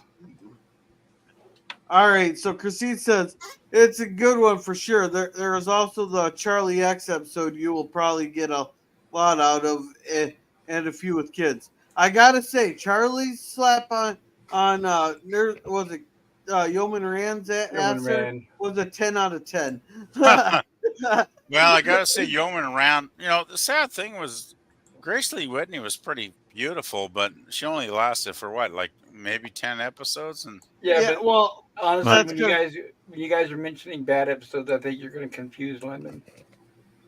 No, the reason, Yeoman, I think I heard that she left the show because let's just say there was an assault behind the scenes. there was a lot of and they went through with it. Yeah, There's people a lot couldn't of- keep their hands off her. there's a lot of intrigue behind the scenes. I don't know if anybody's ever going to get to the bottom of what actually happened, but Well, I read her it is book, what and it I know is, what right? she wrote a book, and I read it. I met her at a convention. I bought the book and had her autograph it. So That's cool. Wow, lucky you. That's cool. I would have So- loved Yeah. to have met her. So, Pop, does that mean you know who the executive was that we all know who it was. Do we have to guess? well, it wasn't Who? Roddenberry. Yes, it was. Oh, I thought she said it was a network executive that did the nasty thing to her. There were several people all the way up and to the top, but Gene Roddenberry was also very bad. Oh dear. I didn't know that. I thought it was one of the network executive types that Right. yeah. Wasn't But it was a Roddenberry Christmas party. wasn't It was a Christmas party, Roddenberry and that's dating? where it went overboard. Wasn't he dating Nicole when he was dating his was soon-to-be dating- wife as well? He was. I wouldn't use the word dating. He was sleeping with a bunch of women. at the Oh, same you know what I time. mean. I'm trying to be polite. He was taking women into his office at night and telling the secretary, if my wife calls, tell her I'm busy. So As much as we try to It's just admire that people Roddenberry. He did people have a tend to dark hate side. me, right? And people tend to hate me when I talk about that, so I try not to. It's Yeah, like talking Yeah, about well, grandpa. yeah. People All right, don't all like right. that. yeah, I wouldn't be a bit surprised though, So All right. I don't Well, take umbrage to that, Pop, about it's Roddenberry. it's kind of Yeah. known that Roddenberry was a ladies' man, to put it politely. I always try to put it politely, but Yeah. Yeah. All right. So Christine says one with Miria and one with the alien kind of ghostly looking guy that had some kids Right. enthralled. You don't yeah, watch those episodes. there Those are there bad. are some weak episodes. Be prepared, Lemon. There are some weaker ones. Right. Only if you guys are going to only recommend good ones. Don't confuse Lemon. Actually, Scary knows I'm joking with them. If Lemon is on Twitter, I'd be happy to send him a list of the best ones, in my opinion, if he would like to receive it. I don't know if he's even on Twitter though, is he? Like, I don't know. No, he's not. no, it's too bad. I would always like to be helpful. Okay, go I ahead and mean, read. Go ahead and read Christine's. Christine chat. says TG has some hits and misses. The ones that center on data are really good. If you like Data, Yeah. if you like Data, I don't like Data, but if you like Data, sure. The problem Yeah. with TNG I is, would substitute Data with Worf. Worf is 10 times better. Yeah, The ones that center on Worf are really good. the Klingon episodes are generally entertaining, right? Yeah, the only one that's a miss for me is what I call I am Worf's spine. Oh, Hey. that's the one where Worf got his broken back. Yeah, that one kind of sucked, the big one. Yeah. Yeah. Christine says I'm not great with titles. See, that's when you just turn it into a trivia game where people go, guess what episode I'm thinking of, and then just describe the episode. Right, you come to the right place. If you don't know the title, somebody here will. Yeah. Yeah. I'm not That sure would make these a guys great know what game, I'm actually. referring to, or if you like, I can Google She's it. referring to And the Children Shall Lead. That's the one that she. Oh my Right, but god! don't watch it. That's what I'm saying, guys. You're going to confuse Lemon. Yeah. And I wouldn't blame Lemon if Lemon just says screw it. I can't tell Yeah. which one's good because you guys aren't making that clear. So when somebody asks to be recommended, and if you're seriously about turning them on to something new, don't recommend. I know for us we can laugh and poke fun at each other, but when you've got somebody who doesn't know, don't recommend bad episodes. Right. Yeah. Because they're not gonna know. They're gonna watch one of those bad episodes, and they're gonna be turned off the entire series. Right. It's all Gorilla's fault. Not Oh, true. We're all going. No. What else on did that. you? Yeah, I We're know. all- We all screwed up on that one. But if Lemon can contact PvP on Twitter, PvP will get you a list of classic, great TOS episodes. I would love Lemon's to. not on If Twitter. you're on Twitter, Lemon, I would love to give Gorilla you said Lemon's my not on top 30 Twitter. Lemon's not episodes. on Twitter. Okay, I guess I'll shut the fuck up then. No, Try I'm just saying, Facebook. Gorilla already said the Lemon's not on there. I I'm don't know why sorry. you guys keep saying that. Well, I didn't hear. I'm sorry. I didn't hear that. I'm sorry. Well, Stone That's Rocket all right. just said he might have been, so It's sorry. just causing more confusion. I'm just saying, be careful. Yeah. Is he on Facebook? Ah. Lemon Pie, why don't you answer? Tell us what you are on Facebook or whatever. All right. Or does Well, he use any social media Yeah. to contact him? He probably does because he ends up here all the time, so he must know we're doing a stream. How would he know we're doing a stream if he wasn't on some kind of social media somewhere? Notifications. Yeah, but he must be on somewhere. I don't know. Fuck. Fuck. Yeah. Oil Ugh. Greg says this show should Fuck be on a Lost in Space stream. Yeah.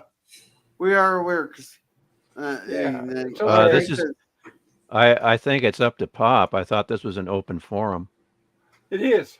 Yeah. Oil Greg says, read my chats from the fundraiser, and you will see how much I was drinking. And Scurvy says, sorry, but my bet is on Gorilla out drinking anyone. Same here. Well, I'll put my $5 down on that. But there's a reason they used to call me Nemo in high school there. But of course, it's more like Finding Nemo, but that's a different story. Because Okay, so why do they call you Nemo? I could really outdrink you, but then I wouldn't know where the fuck I was going or where the hell I was. Wait. Yeah. I have to ask. You mean like from 20,000 Leagues Under the Sea? Captain Oh, God. Nemo? No, it's a Pixar movie that came out in Oh, the very early 2000s. Or got it. this Okay. fish here, it's set in the ocean there, and this this And it had clownfish. and it had Ellen DeGeneres in it. Oh, no Yeah, wonder why I haven't seen it. Okay. yeah. No, but the shark came and ate his wife and all the eggs there except for one, and it was his son. And he tried to protect his son, but son's kidnapped by a boater to go get thrown in an aquarium at a dentist's office in Sydney there, and he Got it. races across the Pacific to go rescue his son. Okay. Thank you. Yeah. Thank you for filling in the gap for old geezers like myself. Yeah, it's a pretty decent movie there. But Christine says the Invasion of Iowa I have is from a VHS. LOL. If there is a better version available for download, I have not found. Invasion Iowa? What is that? I'm not sure, but I will. But I got a few sources I can look for it. Okay. To all those who have lost, gone but not forgotten. Absolutely. Rest in peace. Yeah. Wes Cagle says I'm Scottish. 1/4, and I consider myself British. Oh, I thought you were Okay. from the. I thought there isn't there a country called West Cagle though in Africa. And I don't know. I never heard of it. But then I'm an idiot, so what the hell do I know? Fill us in, West Cagle. Let us know where you got your name, where it was inspired from. Yeah, and Oiler Greg says Doomsday Machine is my favorite episode. Same here. Scotland the Brave says Oiler Greg, It's in my top 5, but it's not quite my favorite. and Oiler Greg says Clan Duncan, Clan Duncan of the Duncan clan. and West Cagle says the Doomsday Machine is my second fave. My favorite is Day of the Dove. Oh, nice. Oh, Jill that's a good one too. Yeah, Yeah. Jill just covered that one a couple weeks ago. Yeah, Oh shit. and So many good apps. And Scurvy here says, Beat Kegel. I saw Jill review Day of the Dove. And yes, Gene was a womanizer. Yes. He did have that reputation, sadly. Yeah. And Christine says, however, we have all made our mistakes. Oh, hell yeah. Yeah. Too many that I regret at my age. Yeah. Scurvy here says he was courting women in his office. You could say that. Let's just say that he had so much miles on his couch, he could probably win a race. Corton, Yeah. was that another word for the coach interview? Yep. Yeah. And it's evidence, and it's also proof. Women were just as guilty as he was. They could all said no. Yeah.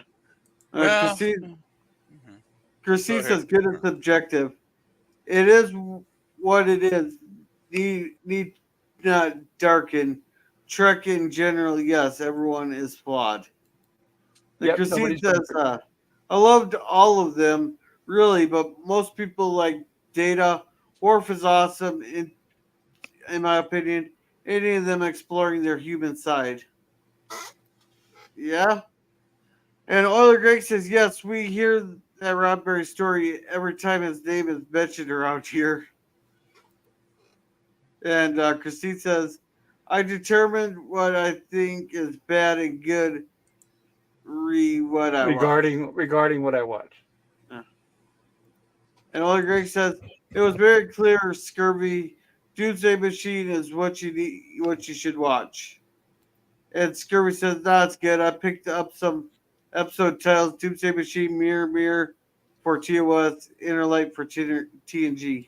That's a good choice. Yeah, I would start with those. Yep. Excellent. Yeah. And Oiler Greg says, yes, great list, Scurvy. Excellent list, Scurvy, says Oiler Greg. And then guy says, I caught on when they were saying bad ones. Okay, good. And Oiler Greg says, the Lost in Space stuff is great here, but it's a great addition to the Lost in Space stream. No offense intended. It is, but and I want to add to that absolutely. When we cover Lost in Space, obviously, guys, we're focused on Lost in Space. but since it's on a weeknight, we tend to try to keep our running time down to a certain amount of time. So, and I always encourage people during our streams that if they have a lot of interesting topics they want to bring up, I say we'll bring it up on our rumblings from the live stream, because on this stream we're not limited by time and we're allowed to elaborate and go there. Like right now with these CDs and everything we've been looking at. If we did this during our Lost in Space stream, I would have to rush through it so quick. We would be skipping a lot of the trivia that Stone Racket is sharing with us. So it is okay and allowable to add these things to our um, rumblings from the live stream, Yeah. if that makes any sense.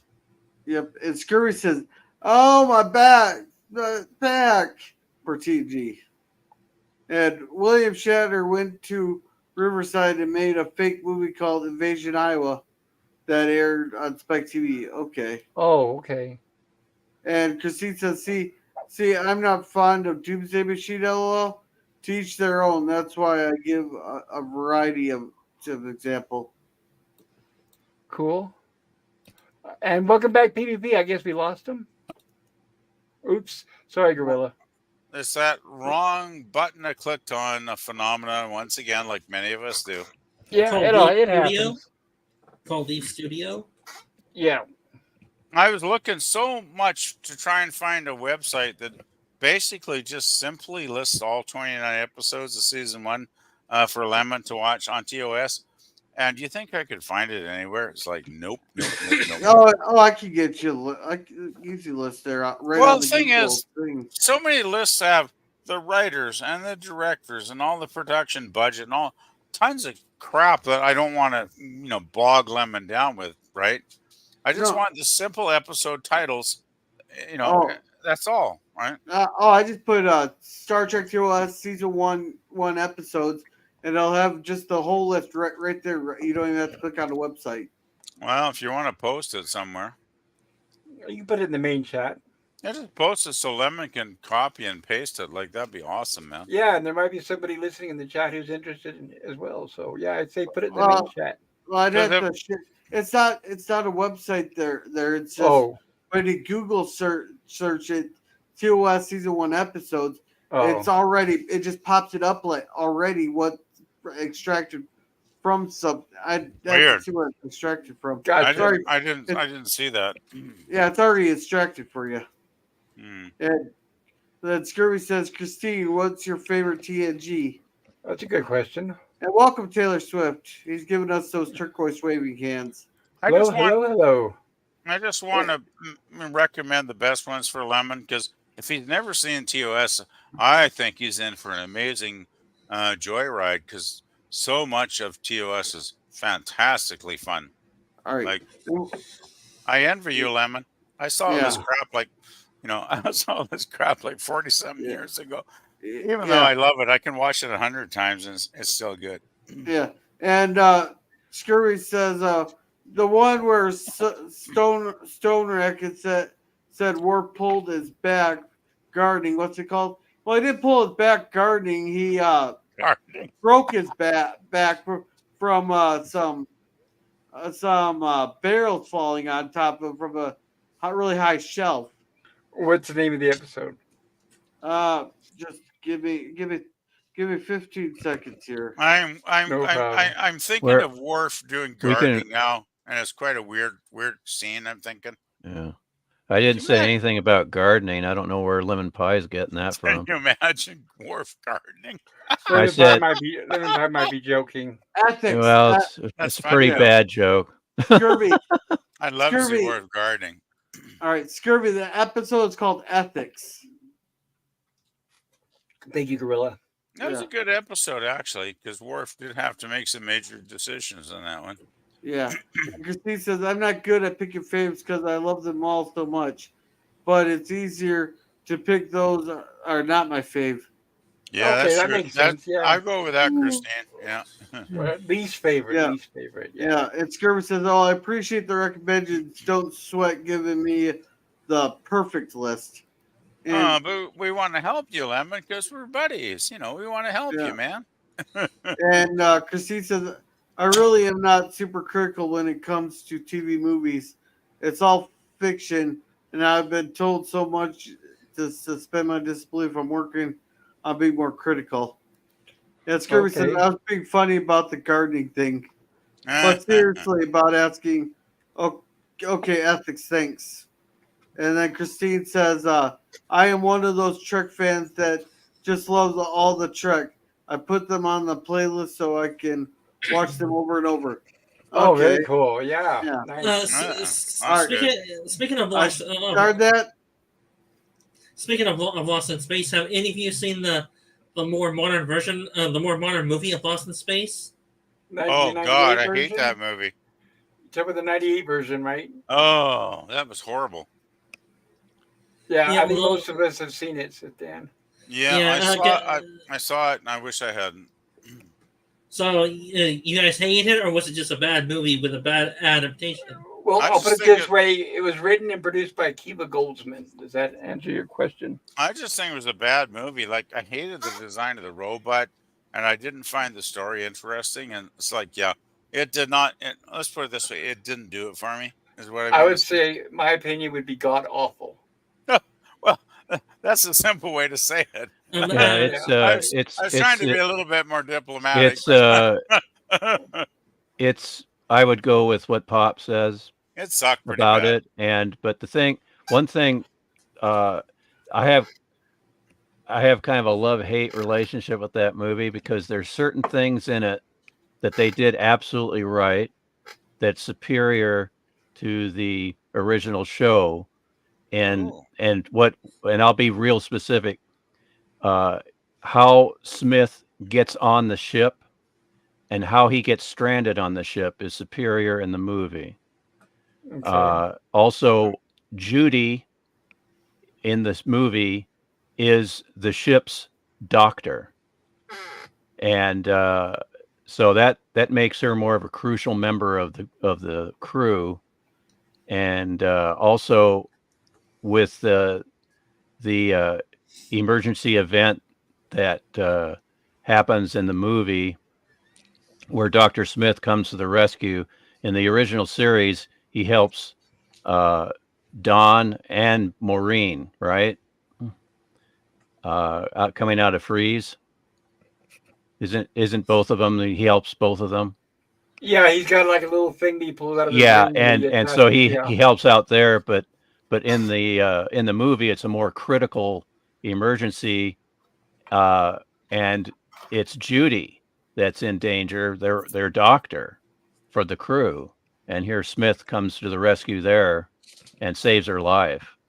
And I just thought that was a better way of handling the emergency.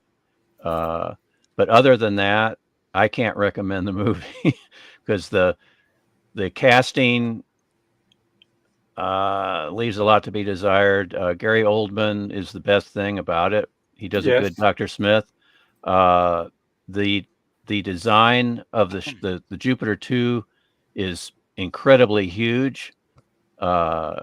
It's more of a force to be reckoned with, uh, and that was interesting.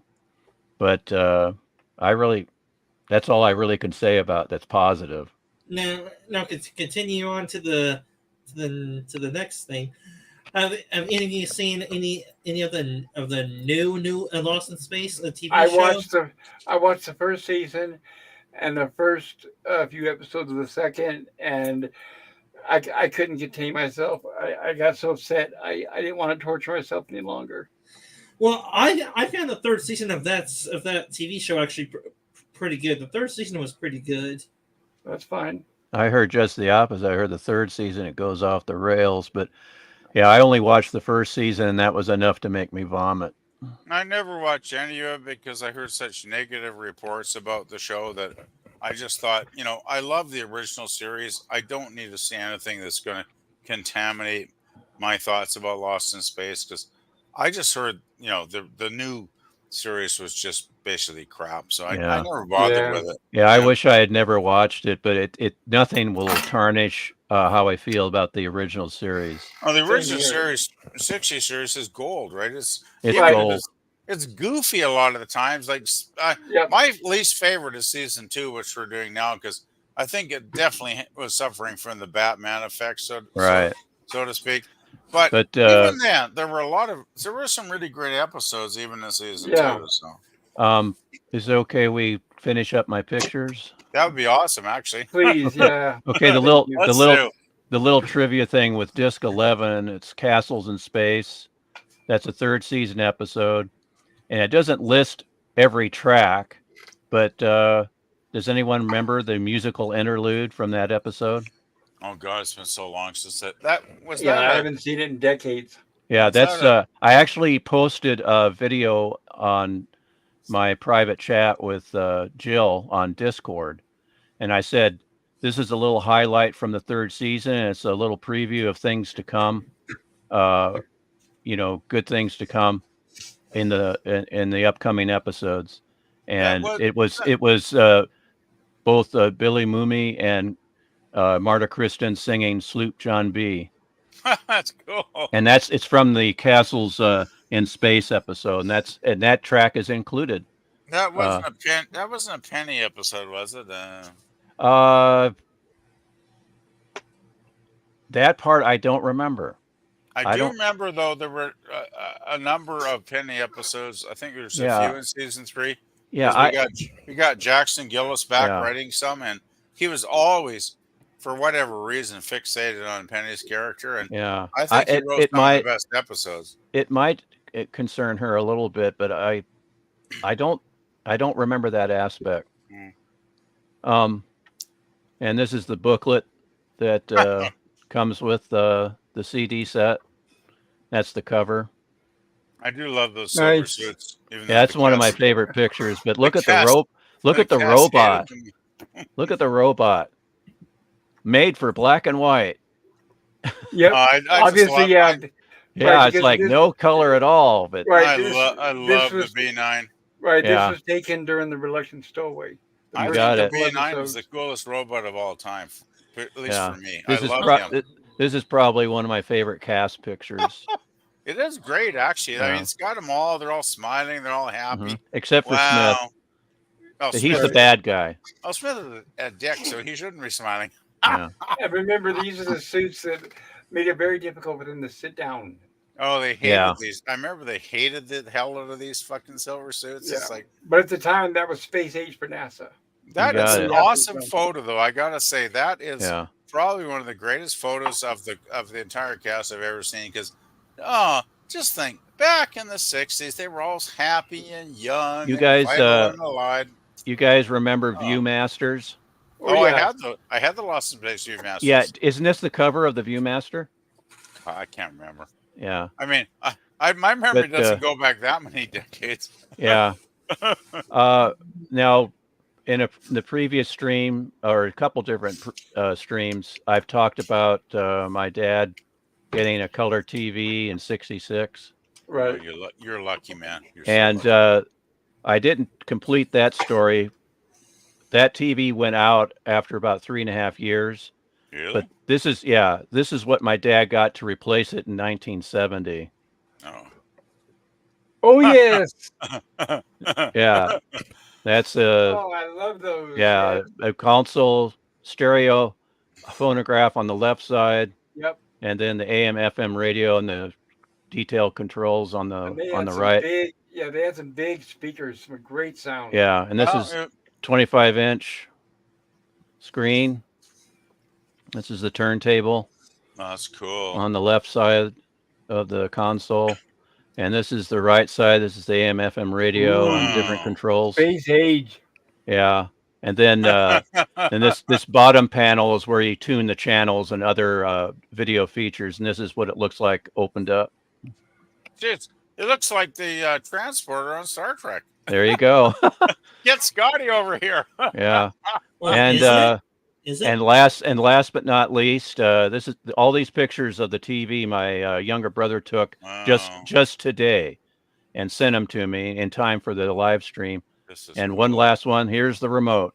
There we go. Click, click, click. Yeah, which was always in my dad's right hand. Of course.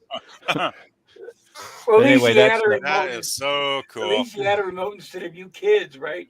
Well, that's what he had on our first our black and white set, and then our first Sylvania. I was the channel changer for my dad most of the time. Yeah, That's right. I was the remote for like 25 or 30 years when my parents had the TV. It's like, hey, Yeah. asshole, get up off your lazy butt and change the channel. It's like, yes, Dad. Or Jesse antenna, right? Oh, well, no, the antenna was good. We just had rabbit ears on top of the TV. We were simple people in a simple town with one channel, so Well, never had to change that. But man, I had to did I climb the get up roof. and change that damn TV channel millions of times. I had to climb the roof and turn it on the roof, and I'd be yelling, "Is that God. better? Is that better? Back that's the other way, back the other way." shit. What Well, was I'm glad Lost you in survived that.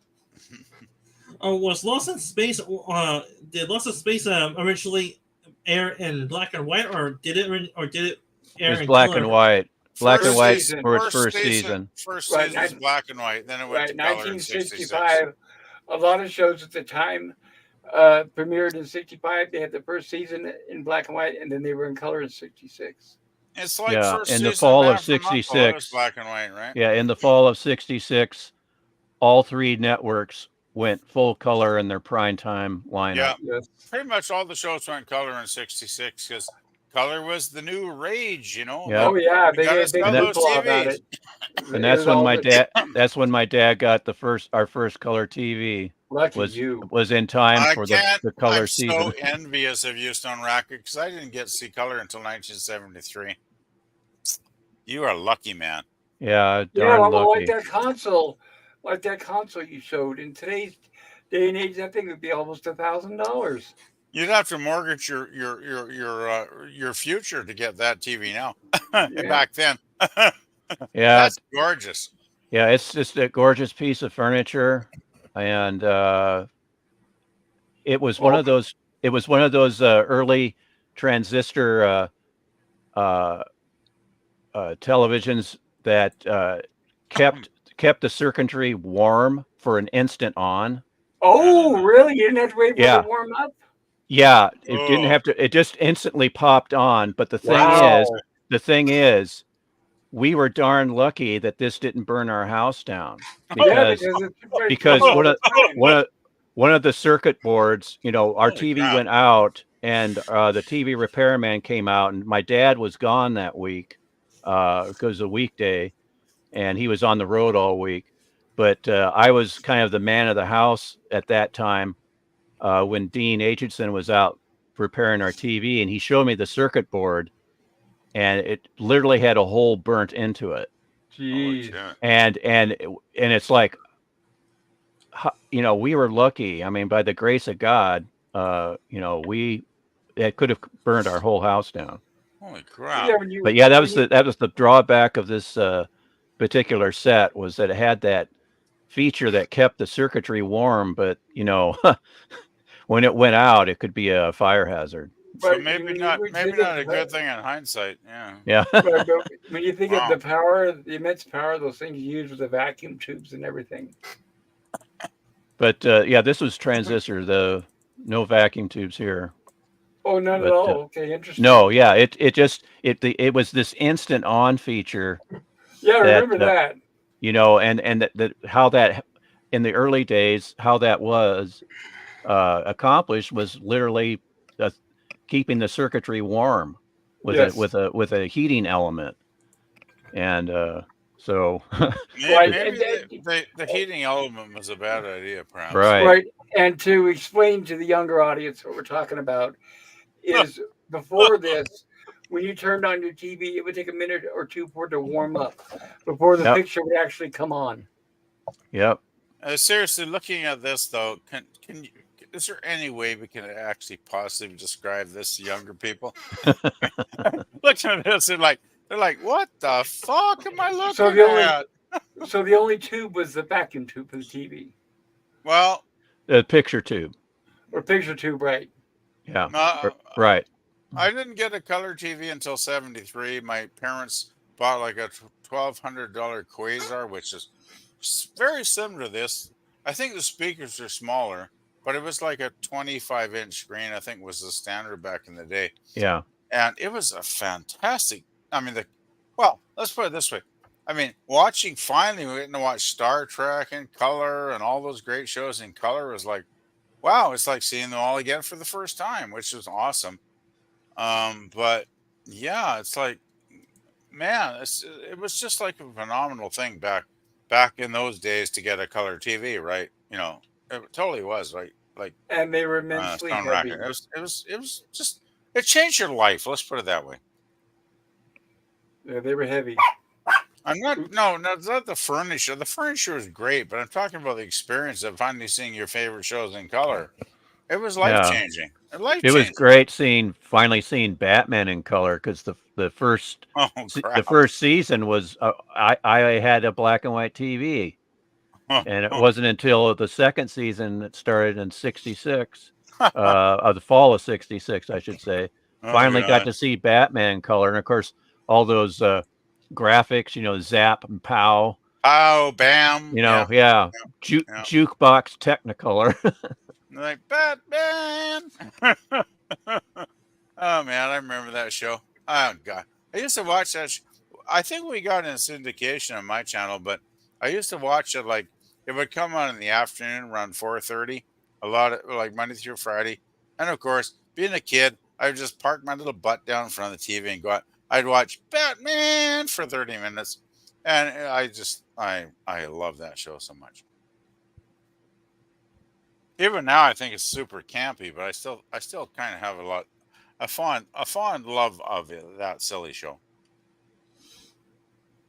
Yeah, I was an unusual child in that I had a love-hate relationship with watching Batman because I was used to the Adventures of Superman, and Oh, our local channel, for some reason, had only the first two seasons in its library, hmm. and those were, of course, the darker seasons. Yes. And we had someone that was producing that series that was used to doing crime dramas on the radio, Hmm. and and so it was rather dark. I mean, you had people committing suicide, and you had Superman breaking through walls, kind of a shock value, and taking Uh, criminals, Are you two talking? taking two criminals by the scruff of the neck or by their shoulder and slamming their heads together. You know, I Right. just want to ask Stone Rocket, are you talking the '50s Superman with George Reeves? Yeah. yes, The 58. Adventures of Superman is the I series with love George that Reeves. show. Yeah, but They used anyway, to, that's what I show would. that.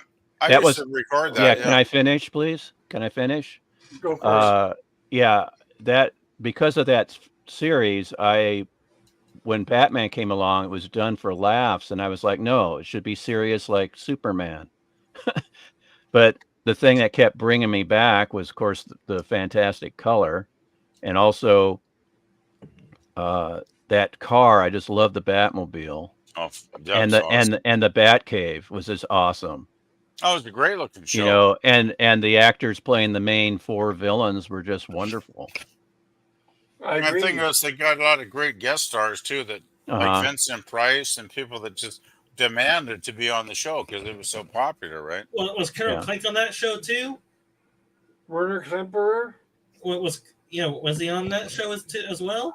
I don't remember him being on there. Because I Was know he all one of the girls- villains? I don't. I mean, there's some that had kind of like a one guest spot, and he may have been one of those. There Yeah, were he may have lots. There were lots of big name actors that Right. did appear for an episode because Right. let's face it, Batman was the hot property in those couple of years, and Yep. every actor, any actor that had any name in Hollywood wanted to be on the show, right? Yeah. Right. And I think it's doubtful that Werner Klemperer was a villain because most of the villains on that show were like big headliners. They were like movie stars, and they were actively competing to be on that show. And Hogan's Heroes was on the air at the time, so it's maybe not like Yeah. I think he made a cameo in the show as one of the hotel guests in there. That's why. Oh, that's awesome. I see what you're talking about. Like Jerry Lewis when they're climbing up the building. Yeah, I see. Yeah, that's Oh. possible. Yeah, that's Could be. possible. Right. I remember people like Vincent Price that played Egghead in an episode. Like Yeah. that's what I remember. And Milton Berle is Louis the Lilac. Oh, it was a really. I mean, a lot of people kind of disrespect it now, but it was a good show for the I mean, couple of I days. appreciate it. As a child, I didn't appreciate the campiness Oh, I hated like it. like I do now. It's just, you know, like Batman running by a citizen. You know, he's doing his crime fighting, but he runs Oh, by yeah. one of the citizens that's going to get a candy bar out of the vending machine, and he stops. He goes, "Citizen, wouldn't it be more nutritious for you to get, you know, a piece of fruit or instead of candy?" He goes, "You're right, Batman. Thank you." Well, I You know, gotta say, moments like that are it's just silly. You know, it's I just gotta say, Stone Racket. If you don't mind me saying, I watched this show as a kid on afternoons when they would rerun it on my local channel, and I was a big Batman fan. Like I read the comics for a couple of years before this, and to me, Batman was always he was the Dark Knight. He was a serious dude, right, fighting crime. And watching Adam West in this show, it's like I just got I got kind of pissed off. It's like they're making fun of Batman. They're not taking Batman seriously. I didn't get the camp at all, but now I adore the show. But back when I was yeah, a little kid in yeah. the '60s, I hated it. Oh, we're kindred spirits then. Yeah, yeah. Yeah, that's cool. I didn't get it back then, right? So I just didn't get it. But now I think it's adorably weird, right? Yeah, I mean, I just said, well, why is this so silly? You know, why, you know, and I did. There's some moments that were really well done. It's a good show, but You it is know, very silly. but yeah, I was in. There was a Midnight's Edge stream many moons ago, and I saw someone make a comment that, you know, Batman, that was the first series to air twice a week, and I was like, no. 2 years before that, there was a series on ABC that aired twice a week, and what was that? It was Peyton Place. Peyton Place was pretty big, wasn't it, back Yeah, it in was the day? the first 2 years it aired twice a week. Was that the only soap opera that aired in primetime? That was the first one that I remember. And Yeah. the reason I watched it is because my mom watched it, and me Well, Mia good reason. Mia Farrow got her start. Ryan O'Neal got his start on that series. So Did it Yeah, ever go they're into good syndication or cast. reruns? not in my television market. It didn't. Yeah, because I don't remember it as a kid ever it being rebroadcast. Yeah. I remember like Stone Record though. It was on here. Even my crappy little. We had one channel in my crappy little town, but I think they did actually air Peyton Place. Well, basically, what my channel did, anything that was a hit series, they would put it on. Right? If it was a Yep. hit show, they'd air it. That's why I never got to see Star Trek until syndication, the fall of 1969, because Star Trek was not a hit when it was on.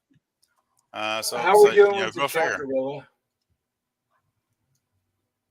You still with us, Gorilla? Gorilla. Maybe I better check. He might Wait, be I'm still up. Okay, you're not dozing off yet. Okay. right. I want to apologize to the younger audience. I know we're talking about a lot of stuff you guys aren't familiar with. Well, I'm riding on my horse tangent tonight. Sorry, guys. Yeah, we're just old fogies reminiscing. Yeah. Yeah. I just had nothing to add to the conversation, so I was just being quiet. Is there no chat at all, Gorilla? No, there was, but you guys were still enthralled in the conversation there. I'm I not sure how to appreciate your respond to patience, that. Gorilla. I do appreciate your patience. All right, so Scurvy here says, Stone Racket said, my joke wasn't funny. I challenge you to a duel, sir. A duel of jokes. And then he has the JK, which means just kidding. No. We're doing the old-fashioned pistol. Let's see. I gotta say pistols at 50 yards. That's Yeah, what I pistols at dawn. No, I'm sorry, Lemon Pie. I was being a grumpy kitty again. I gotta stop We're, doing that. we are talking Yeah. internet pistols though, so probably nobody will get killed. Yeah, Christina says, "Oh, a joke off. Woo! My initial joke was to call ethics. Oh, my back. Now Oh, that I the Warp like. episode. Okay, Warp I episode. like that. Yeah, it's I guess to honor what the heck? I'm too tired to name his. I think it was named Doctor Smith. Yeah, then program. Lemon Pie. Yeah, I was just going to say that Lemon Pie. We can do a Dr. Smith interpretation of that Worf episode, and it's Worf saying, "Oh, my back is feeling rather delicate today." Actually, that'd be great. You If know, that'd somebody be over, if somebody that. overdubbed Worf's lines in that episode, oh, Yeah, oh, you the know that pain, the pain, I could probably Oh, the pain. pain. if I could find a decent AI generator that You doesn't you cost you go for doesn't that, cost a couple Gorilla. $100, You I go could for it. render that. Please do. That'd be great. Yeah, Sorry, you go okay, ahead, Pop? Gorilla. Yeah, I'm fine. Go ahead, Gorilla. Okay. Oh, you I didn't just read heard that the last one. You cuss didn't there. read the last one. Oh, I appreciate PvP. I was just saying I don't want anyone getting anxiety over making the perfect list out, but I really do appreciate it. That's why I asked to consider you experts. Very cool. Oh, that's so sweet. Yeah, Scurvy says I call myself a casual fan, but a fan indeed of Star Trek. And Christine says, I really dislike the X Twitter site, by the way. I am on Discord and Facebook, which I use more often and like much better. Thumbs up to Scurvy and other fire. Discord there, as long as I'm not getting inundated with something every 5 minutes, I might add you on there, but because I had to mute it for the longest time because I was getting a notification like literally every Oh 2 yeah, I minutes, know how that is. and all it is memes going back or pictures going back and forth. Yeah, I Yes. never got on Discord because I don't think I want to be. Yeah. Oh, where were we? I have my own Discord server. I'm a Sci-Fi Nation Discord. Okay, Christine, there will be no joke off here. We don't want to make a mess of things in front of the Chancellor. No joke, no joke off. Sorry. That was one letter away from being really rude. well, thing is, Scurvy knows. Scurvy knows. We all know what he means. I think it's stemming from Thursday. So, I'm sorry, Christine I says, can't resist when I see something like that. I'm Christine sorry. says a fan of Star Trek is a friend of mine for Very sure. cool. And Christine says, "Oh, I see, Scurvy. When you look at TV, do you rather enjoy the drama, the space battles, the comedy, more the romance? What kind of thing do you like?" And Scurvy says, "I do enjoy war and intrigue, which is why I favor DS9. I also love comedy." Well, if you want the comedy episodes, then like for TNG, there's Rascals. Then for TOS, there's Tribbles. Trouble. Trouble with Tribbles. Tribbles, definitely Tribbles. Yeah, there's a few other comedic episodes there. Tribbles. Piece of is the main action. one. A piece of the action. That was funny too. Yeah. I think I'd go with Tribbles first though. Yeah, and Scurvy says romance not so much, and Christine says, "Okay, thank you. That helps me nail down what kind of things you wreck." Well, the thing is, like, half the episodes of TOS, Kirk is like kissing someone, so there's always romance. If he's not getting his shirt totally torn off, like, has anybody done a counter? There must be like a dozen episodes when that happens, right?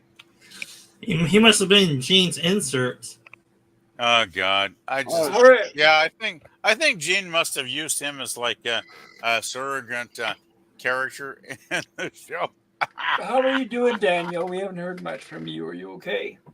Yeah, go for it, Daniel. I know we're talking about old-fashioned stuff, Daniel. Sorry about Hello. that. He might just be chilling and listening. No, maybe it's just relaxing. Yeah. Scurvy says drama, yes. If by drama you mean emotional and human motives. Okay. And Christine says, yeah, it's not romantic drama. And says, you and I have a lot in common, Scurvy. Oh, nice. Scurvy says, Christine, do you have a ranking of the series for you in your preference? And then Christine says, so if you did watch TNG Farpoint, the first of TNG, what did you not like? Was Kazoo. that the one with Ferengi, Christy? No, the one with Ferengi was the last outpost. That was the last outpost. Or that could also have been Rascals. Oh, I hate that episode. DVB says, hey, Pops, welcome, DVB. Hey, Actually, good to see you. Glad you could join DVB, us. Yeah, DBB. yeah, and DVB says, the stars at night are big and bright. in And, the heart of Texas. I yeah. gotta Cha cha cha. Good to see you, Scurry. And Christine says, no, Farpoint is the one with Q judging humanity, and it was a two-parter. Well, I loved Voyager most, I would say DS9, but both for personal reasons. This is good to see you, DBB. Okay, so with the Q, the whole godlike being overly fantastical to me. All right, and then DBB says, hey, good to see you, Jim. Christine says, while it is overly fantastical about Q, how the crew responds to the situation is really interesting. But I know that is an element of Trek at times. Yeah. Yeah, it is. But All it's right, DBB. also with the magic, I think it crosses into fantasy. That's why I wasn't a big fan of Q. Or shall I say Yeah. Gazoo? It's the mighty Gazoo from the Flintstones. Come on, let's just be real. Yeah, I agree totally with that. It's their version of kazoo. But one thing I really liked was Cisco actually punches Q. Something I've wanted to do since day one.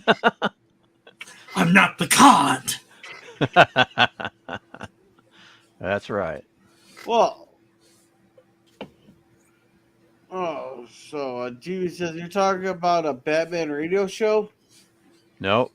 I Nope. said that the producer of the first couple of seasons of the Adventures of Superman television series with George Reeves, that individual produced crime drama radio shows earlier in his career.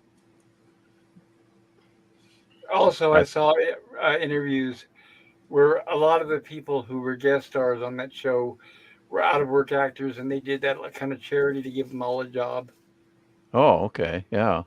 Yeah, a lot of the thugs and stuff like that. Yeah, you got it. Well, everyone has to make a living somehow. Yeah. Well, and I will shout out Noelle Neal is still the best Lois Lane.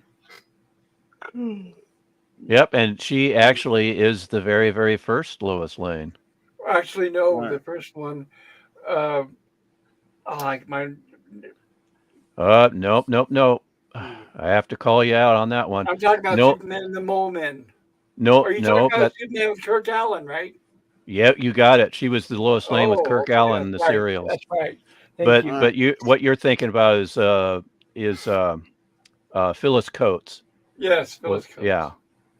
Are you talking about in the flesh or on cartoons? Live action.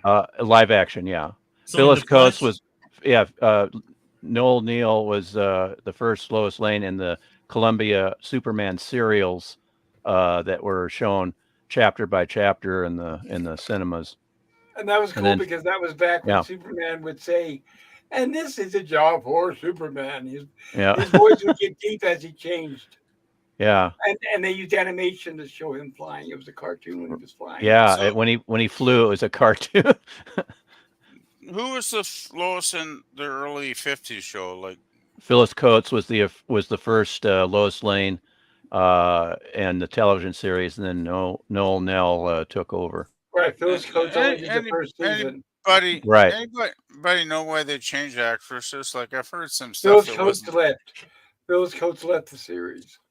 Yeah. I've heard stuff that you always hear this stuff. It's like, oh, something bad happened, and she left. But I just think maybe she wanted to do something different with her career. Like, No, she said it was too much work because they were shooting like 3 or 4 episodes at a time. I'm And not because it was really surprised. low budget and they were really crunching to get them in. Yeah, it was Yeah. a grind. Just It such So a was. grind. she just got tired of the grind week after week and decided, Yeah. yeah. Okay, I've heard some, people with silly stuff up. It's like, oh, there was some sexual harassment there or something. It's like, I doubt it. Like, I hate these rumors when they pop up on the internet, right? You know, but they And do, it, unfortunately. and it was a tragic way for George Reeves to go. It was sad. Oh, Yeah. was he murdered or what? I Was Yes. it I a think he suicide? was. Murdered. I He's think he definitely was. murdered. Definitely murdered, yes. Yeah. Oh, yeah, he was so good in that show. Like, I used to. Well, let's put it this way. I Sorry, back in guys. the 80s, back in the 80s, my local Seattle channel would show Adventures of Superman every weekend at like 11:30 or something. And of course, I had my old Betamax machine back then, and I would record every single episode so I could replay it and watch it over and over again. And when I heard about his sad demise years later, I was like, oh man, he was so good as Superman. He seemed like such a good actor and a nice guy. And it's like, it kind of broke my heart when I found out how he died, right? Yeah. Well, I have to ask, since we're talking about Superman, you guys are aware that, okay, I'm going to start with the original Max Fleischer cartoons. Cool. You I guys love are those. I love right. those. You guys are aware that the music is basically a progression through all of Superman. The Max Fleischer cartoons, if you listen to the music, you will recognize it. It's slightly enhanced for the Superman series, and then it's enhanced and perfected for Superman the movie. It's like a running theme, and it does not change. Yeah, there's a lot of similarities. There are, so But it's like each composer yeah. listens to the one before them, which I think is Yeah. amazing. Now, Superman, of course, was a radio show, and Yes. they had Bud Collyer also do the Max Fleischer Superman cartoons. He did the voice for that. Now, don't you guys agree that there's no way the John Williams soundtrack could be topped? If what's his face, James Gunn makes a new Superman, they better have that soundtrack because Yeah, otherwise Well, that's one of my favorite John Williams soundtracks. I it's think my it's it's my number one favorite of all. yeah, But my yeah. my definitive Superman is always going to be George Reeves in 1978. Like, I was You like, mean Christopher Christopher Reeve? oh, Christopher Reeve, sorry. I get those two guys mixed up because I love them both. George Reeves plural, Christopher Right. Reeves I singular. get Yeah. I get them often mixed up because I love them both so much in my Yeah, mind they're great. because they're both legends to me. But, I right. just worship both of them. But I think Worship. Oh dear. I think hands Hey, down. they deserve to be worshipped because they're awesome. Right, No. but I think hands down, I think Superman, the soundtrack for Superman the movie, is the best soundtrack of any movie ever. And I can't see anything. I mean, it's better than Star Wars, Indiana Jones. I'm a big John Williams fan, but Superman it reigns supreme in my opinion. Nothing comes close. Yeah, it's Yeah, a yeah. absolutely superb soundtrack, and I was on a member stream with Doomcock, and we happened to digress into soundtrack discussion, and I just kind of blurted out. I said Bernard Herrmann is my number one favorite, and then Doomcock's like, well, how can you can't choose, you know, he has a whole pantheon of composers, and he can't rank them over the other, and I just said, well, Stone Racket can. I would but John Williams, his I would put Bernard Herrmann. Superman, Star Wars, and Raiders are just I the would top put, three I would, Yes. for Williams. Yes. I would put, Pops. But Bernard Herrmann is my favorite film I think composer. Bernard yeah, is he was my amazing. favorite composer of all time. Go Yeah, ahead, he's Dan. just Go ahead. brilliant. Yeah, I love go ahead, his music. Dan. What did he do? We did what? How Oh, hold many on, Hitchcock films did he do? hold on, PvP. Sit down. Go ahead. It's all right. Did you mention that most of the Superman actors in real life did not had tragic fates after they played the Superman character? Did you mention that? No, I Some did of not them did, mention yes. that. No, but I did Yeah, not mention that. But yeah, some of them, not all of them, but some of them did. It is unfortunate. Two, I guess two. When it Yeah, narrowed just down to two. two of them. Right. But But probably the two that are most famous, sadly. Yeah. yeah, Reeves and but Reeve. Reeves and Reeve, yeah. Reeves and Reeve, yes. But you got That's weird, isn't it? That oh, coincidence in the names. what was it Brandon Ralph. yeah, he's still kicking, and Dean Kane's still kicking. And I have to say, Brandon Routh, I thought was a good choice. It's just it was a bad movie. He was in the wrong movie. I agree. The movie And was too much of a retread, too much of a love letter to the first Superman movie. And I was like, come on, do your own thing. right. But it was also, look at the director. It was bad writing and bad directing. It was because Bryan Singer is a hack, and that was the problem. They should not have hired him. I mean, agree. that was a huge mistake. I mean, Yeah. First of all, it's like we were talking about the '98 remake of Lost in Space. It starts with the very beginning of who you hired to write and direct. Yeah. But and I have to say that the guy who plays Superman in that CW cannot stand him. He looks like a creep. He doesn't look like a Superman at all. I don't know his name, but I do not like him. Well, what about that from Smallville? That wasn't Superman. That was Smallville. There's a difference. Yeah. They're not going to show him in a Superman suit, but they're going to spend, 15 seasons with a bunch of teenage angst and a monster of the week and never show Superman? No, thank you. Yeah. Never watched that show. It was horrible. And it focused on, what's her name? Lois Lane and that blonde Chloe, whatever her name. It's like, no, thanks. That's why the Adventures of Lois and Superman, screen time was in that order. Lois got all the screen time. You rarely ever saw Superman. And I was like, no, thank you. I was like, yeah, I like Dean Cain, but the show sucked. I like the guy who played Perry White, but the show sucked. Yeah. I remember the day I tuned out, and that was Lois Lane sitting at her desk at the Daily Planet interviewing some woman. And the woman says, so where's Superman? Oh, he's out fighting tornadoes and volcanoes and all this other kind of stuff. And I'm thinking, and we're watching this, and we're watching her sitting at a desk talking. And that was the day I tuned out and never went back. Yeah. In other words, he's doing all this exciting things. We can't show you that because we have a low budget. Exactly. All off screen. We'll tell you about it, but we're not going to show it. And every time, this is Superman with all his amazing powers. Every time he solved something, it was with his freeze breath. And I'm not kidding. You think I would be, but no, that's how he solved every situation, is he would freeze it. Oh boy. And it's too bad. I like Dean Cain. Yeah, he's very likable. What about the 2006 version? What? I'm sorry, what? What about the 2006 version of Superman? Brandon Routh? Yeah. He was okay. Yeah, that's what I was saying. I like Brandon Routh, but he was in the wrong movie. It was a shitty director and a writer and a producer. Oh my God. And the horrible Kevin Spacey as Luthor. Oh my God. Yeah. Oh, fuck. He just... I knew that, by the way, guys, I'm from California. And I learned years before all this came to light about Kevin Spacey. And I knew what he was ever since I'd heard about, ever since I first laid eyes on him. So when they hired him to play Lex Luthor, no, that ruined the whole movie for me. Shoulder pads. Oh my God. Tell me, is it just as bad as Superman 4? No.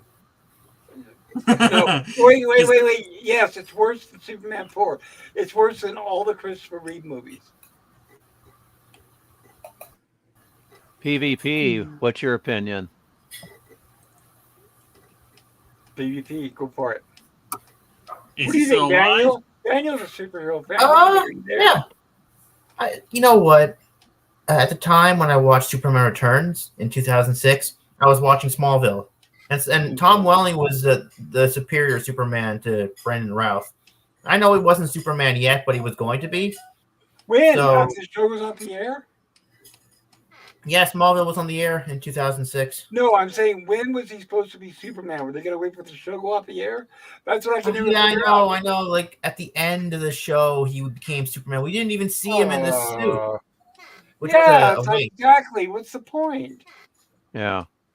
And then when they brought him back, in Crisis on Infinite Earths, he took, for some reason, he had no powers. He gave them Oh, up. He gave them up willingly. They gave them up, but they never really explained it, like what happened. I mean, he was wearing a blue watch. They pointed, some YouTuber pointed Ooh. out that he was wearing a blue watch. So like, oh, it's blue which kryptonite. mean, Yeah. oh, really? Well, So I yeah, have he to could say, I'm glad probably, I did not watch that. I have to say that. yeah, he could probably take it off if he needed to protect the Earth or something. But I don't know. He took his powers away with blue kryptonite because he wanted a family with Lois. Oh, how nice. Well, they handled that better than Superman 2.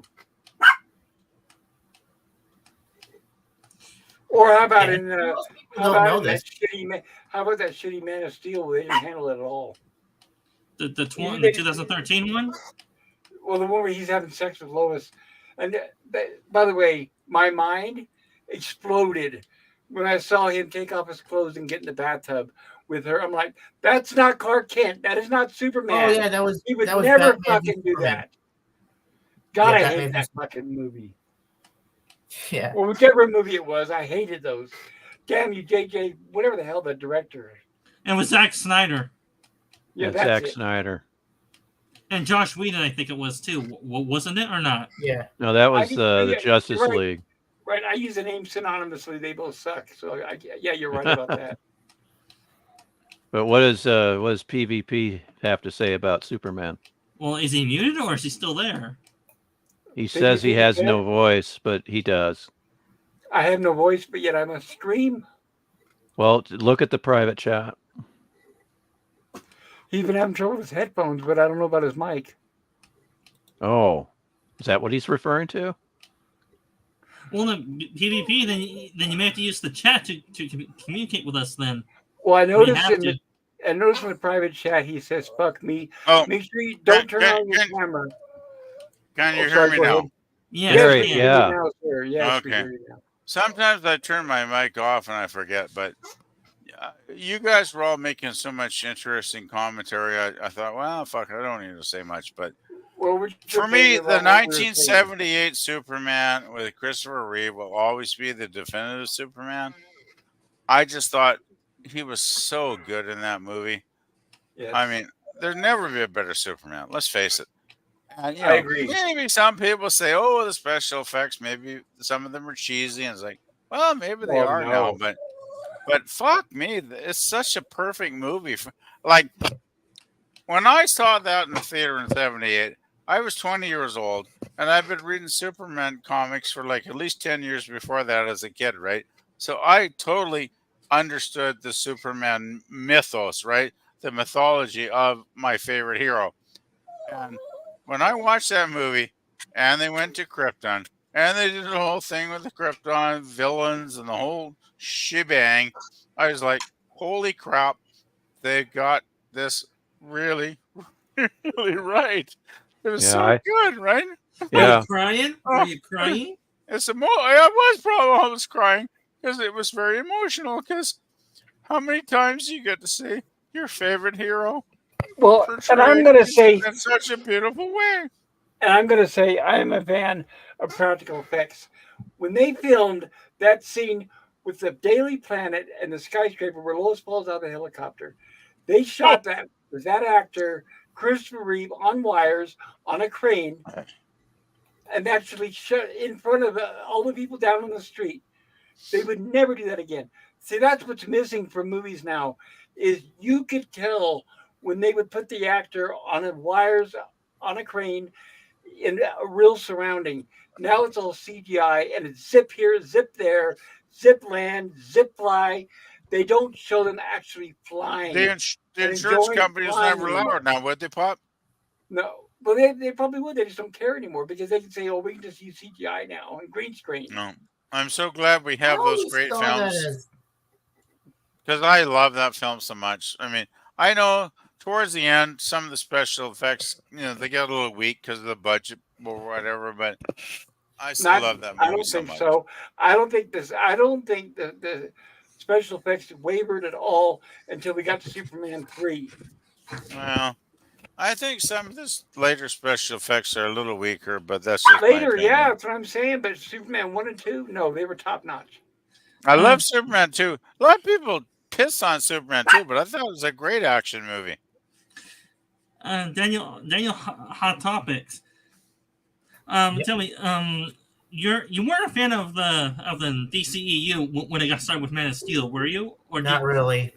I was a Tom Welling Superman fan. I didn't like Brandon Routh, and when I saw Henry Cavill, I was like, this guy isn't Superman. He's not my Superman. I didn't like him. I didn't like the story because how many times have we seen an origin story over the years? So many times. I'm tired of it.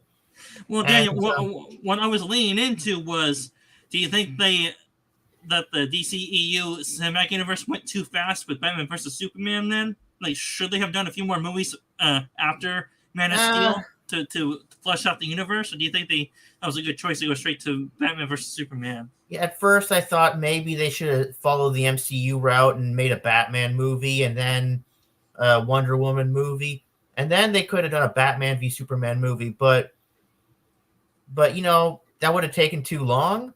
And I'm kind of like, I'm happy that they went straight into Batman v Superman, even though it probably confused people a little bit. And people were like, "Oh, we don't have an origin story for this Batman or whatever."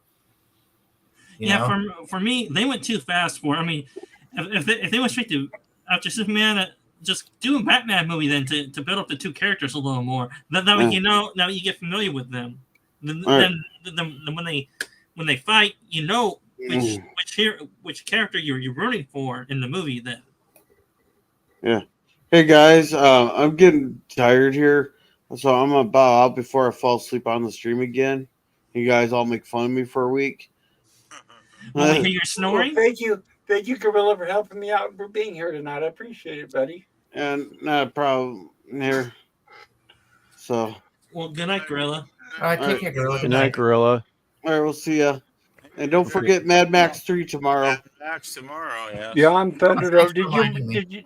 Did you mark in the chat where you left off, Gorilla? It's still on the screen. I haven't read this one yet. All right, Gorilla. Thank you. All right, we'll see you guys. Have a Okay, good good one, buddy. night. Have a good one. I'm looking for the star. You gotta love. There it is. Okay. Lemon Pie says, Christine. Okay, well, that's a good point. I'll look at it from that point of view if I see it again. And Christine says, yes, there are many examples throughout Trek that involve beings of great power that appear godlike. Yeah, but the difference is, like with Trelane, there was a mechanical machine giving him the power. It wasn't until we got Q that it was just straight up magic, which I don't like. Or What's that? biological. Or biological. Or biological, right. Thank you. Lemon Pie says Stone Racket needs a drink. And DVB says, sounds cool. And DVB says, LOL, Lemon Pie. Christine says, yeah, many episodes I find when I watch again with a different perspective, I find new points of interest. Exactly, Christine. Every time I watch Trek over the years, it's always with a new set of eyes, and I discover a whole new set of things, and that's how you can tell a good show, by the way. That's how you can tell where it's got all those layers that you unravel the older you get.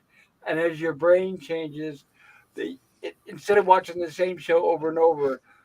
So I totally agree. Taylor Swift, I think that's beef or steak. Yeah, And- it's a steak dinner for all of us. God Oh, damn, I so- need a steak dinner. That sounds delicious. Yeah, it sounds wonderful. Where's my steak dinner? Christine says, I'm 54, so I grew up on Trek. Yes, I totally understand, Christine. Join the family. Yeah, I'm- we did grow up on Trek. Yeah, I'm 64 and I was there day one. I was DVB says- 65, but my so who's channel like- was assholes, and they didn't show it until reruns in '69. Yeah, you know, Buggers. Great Britain didn't get it till summer of '69. Yeah. And then they still Yeah. censored It some went into episodes. syndication when I got it. Yeah. DVB says, so who's vice president? Jerry Lewis? That would be an improvement. It would be an That make more improvement. sense. Back to the Future reference. Yeah, classic Oh, Back to the man. Future. DVB says Batman is health conscious, LOL. And There you then Pi go. says, Christine, do you have a favorite Trek series? And she says, yeah, I mean Voyager because first female captain in the series, and DS9 because my son and I watch it together. Well, that's cool. Lemon Pie says, I Those are like both Voyager good not for shows. the. Yeah, Lemon Pie says, I like Voyager not for the same reason you gave, but because they managed to have a layer of lightheartedness while still having high stakes.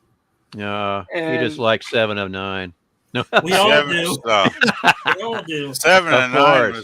was the perfect. Like 7 is perfect eye You know, candy. Let's face Voyager. it. And I will say I didn't like that because I never watched Trek for titillation. I watched it for a good show. Well, Lemon, 7 and 9 definitely has some major I, titillation there, that's Pop. why I didn't Well, like the show, right? That's why I didn't well, like the show. That's the well, cover up Pop. for weak writing. That's the cover up for weak writing. She Yeah, was a no. well, She was a. Pop. That was the She only was a way very. I could get through Voyager is turning the I sound know. down, just watching 7 of 9. That's right. 7 was a very You good just character though. right. Like You just proved my point. Bad writing. Right. Lemon Exactly. Pie says, I think I like Janeway more than most of the other Trek fans I encounter. And No, Christine for me, it's Cisco. says Oh yeah, Cisco is number one. several TOS 7. episodes have a sort of lightheartedness, especially at the ending when Kirk is on the bridge picking on Spock. Yes, the way they always close the episodes, I totally agree. Well, Sometimes TOS with is them, always TOS is the best. sometimes with them outright laughing. I And love TOS. Christine says TNG has a few episodes that are lighthearted, but the one where he has a tryst with the archaeologist, and another where Q turns him into Robin. Oh, I get hives just thinking about that. You Christine don't Hurt, like the Robin Hood episode? I thought I it don't was like cool. you, and especially the Robin Hood episode. Sorry, I grew up with Robin Hood. I know that's fine. Christine Hurt says the one where Barclay becomes addicted to the holodeck.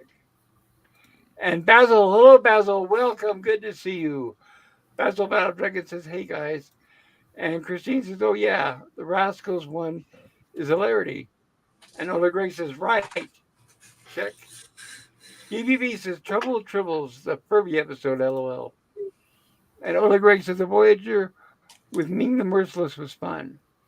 I haven't seen, I know who Ming the Merciless is from Flash Gordon, but I'm not sure who you mean by that.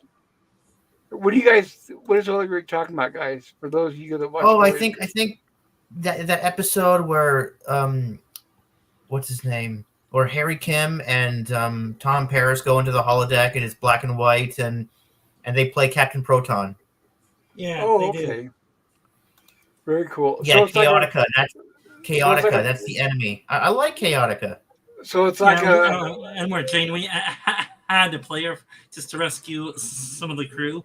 so is it like a homage to those old serials? Yeah. Yes. Okay, very cool. DBB, that actually sounds interesting. DBB says, Earth to Daniel, Mayday, Mayday. That was a little while ago when Daniel was on mute. Ola Greg says, hey, Basil. And DBB says, hey, Ola Greg. Basil says, hey, Ola Greg. And Basil says, oh, hell yeah, Q was a pain in the ass, always causing trouble like Kazoo. Ola Greg says, hey, DBB. And DBB says, oh, got it. Thank you, Stone Racket. I had just tuned in when I made that comment. Ola Greg says, never trust a Q, Basil. Oops, don't want that. DVD says, I like Q, never thought of him as a great Gazoo type character. But that totally makes sense, LOL, at Stone Racket. DVD says, yeah, so many actors and actresses die under mysterious circumstances. DVD says, if are aware of their game, though, it's not as mysterious after all. And Wes Cagle, Q is my favorite Star Trek character, Worf being my favorite regular character. That's cool. Then advises, I think the actor playing Q is great and carries the character. I want to make it clear, I like John Delancey. outside of Star Trek. He's done other things. I don't like the character Q. I just want to be clear about that. I thought it was a cheap plot device. No offense, guys. Don't kill me now. DBB says you have excellent taste, Wes Cagle. Yes, I agree. And DBB says Worf is fucking awesome. DBB says John Williams is amazing. He's number one. By the way, and it's going to be sad when he passes. DBB says Star Wars, E.T., Jaws, etc. Yes. I'm going to share a quick story, guys. I used to repair computers, copy machine, faxes, printers, you name it, all that crap. And they would send me all around to fix stuff. And I was sent to a high school, Clovis High School in California. Music class. The music class had one of those big old copy machines that does like 1,000 pages a minute. And I had to go in there and repair it. Anyway, I was in there repairing it. The music class was going on, and they were doing the Superman theme, the title theme from Superman the movie.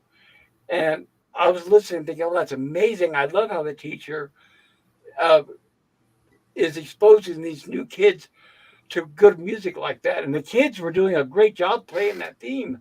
It sounded really good coming from a high school music class.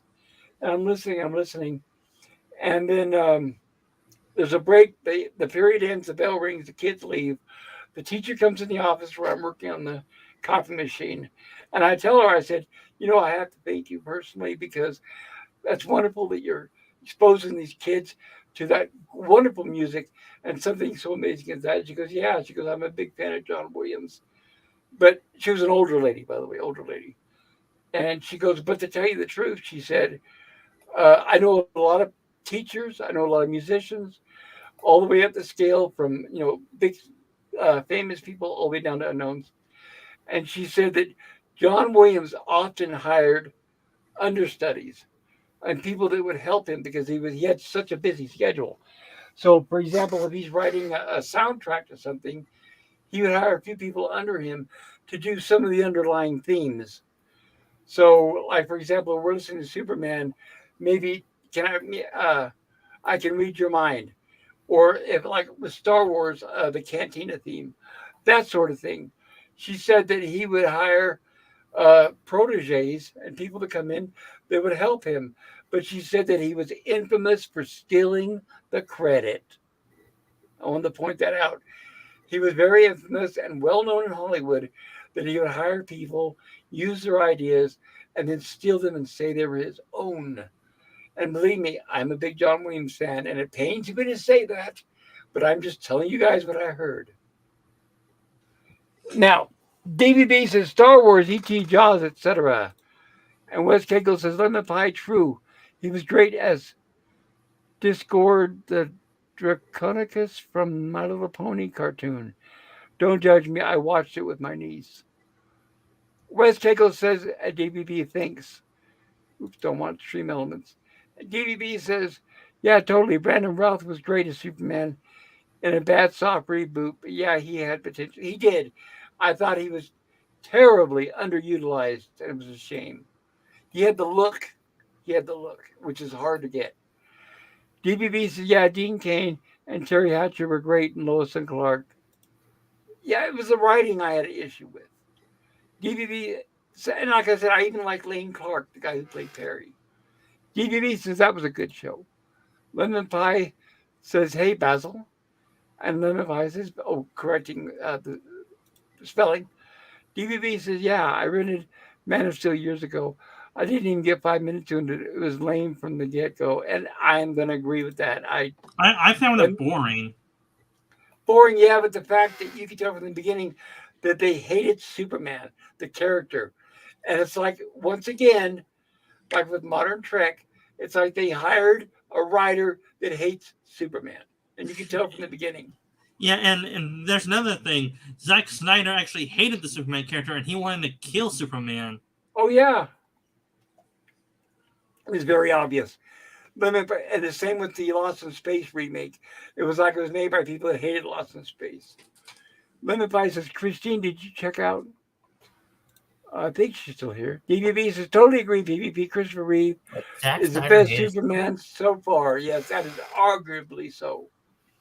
Lemon Pie says, Superman with Christopher Reeve was epic. Agreed. PvP.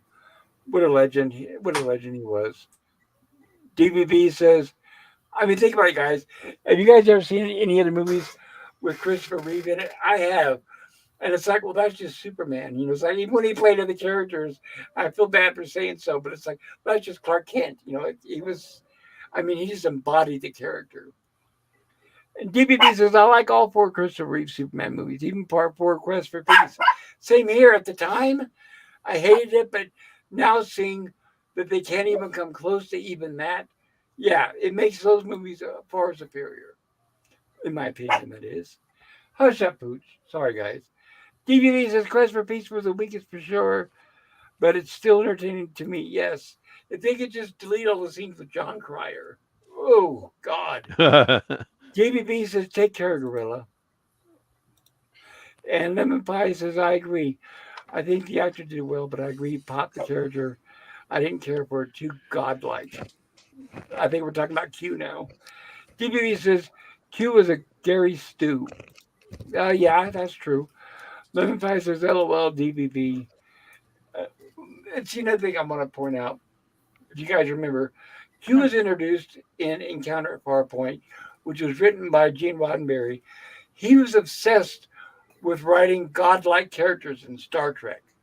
He tried it many times, and he failed. And he was mad when William Shatner did that for Star Trek V. So it's like it was almost out of spite that he created the Q character. I thought Roddenberry's scripts were some of the worst ever in Star Trek, actually, Bob. They were. It's like George Lucas when there's nobody around to tell him no. I mean, can you imagine if Harry Mudd's story had been the second pilot? It's like, fuck, we wouldn't even been talking about the show now, would we? Nope. Or The Cage. Well, The Cage, I mean, the Cage, I think it was, I can understand why NBC rejected it because it was probably too intelligent for audiences. But can you imagine the second pilot been Harry Mudd? Like, that would have bombed like that.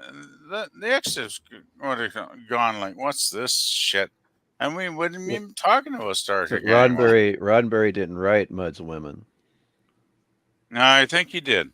No, he had the story idea, but it was a different writer. Well, No, he was actually, the originator, though. No, actually, what Gene did was he nailed them.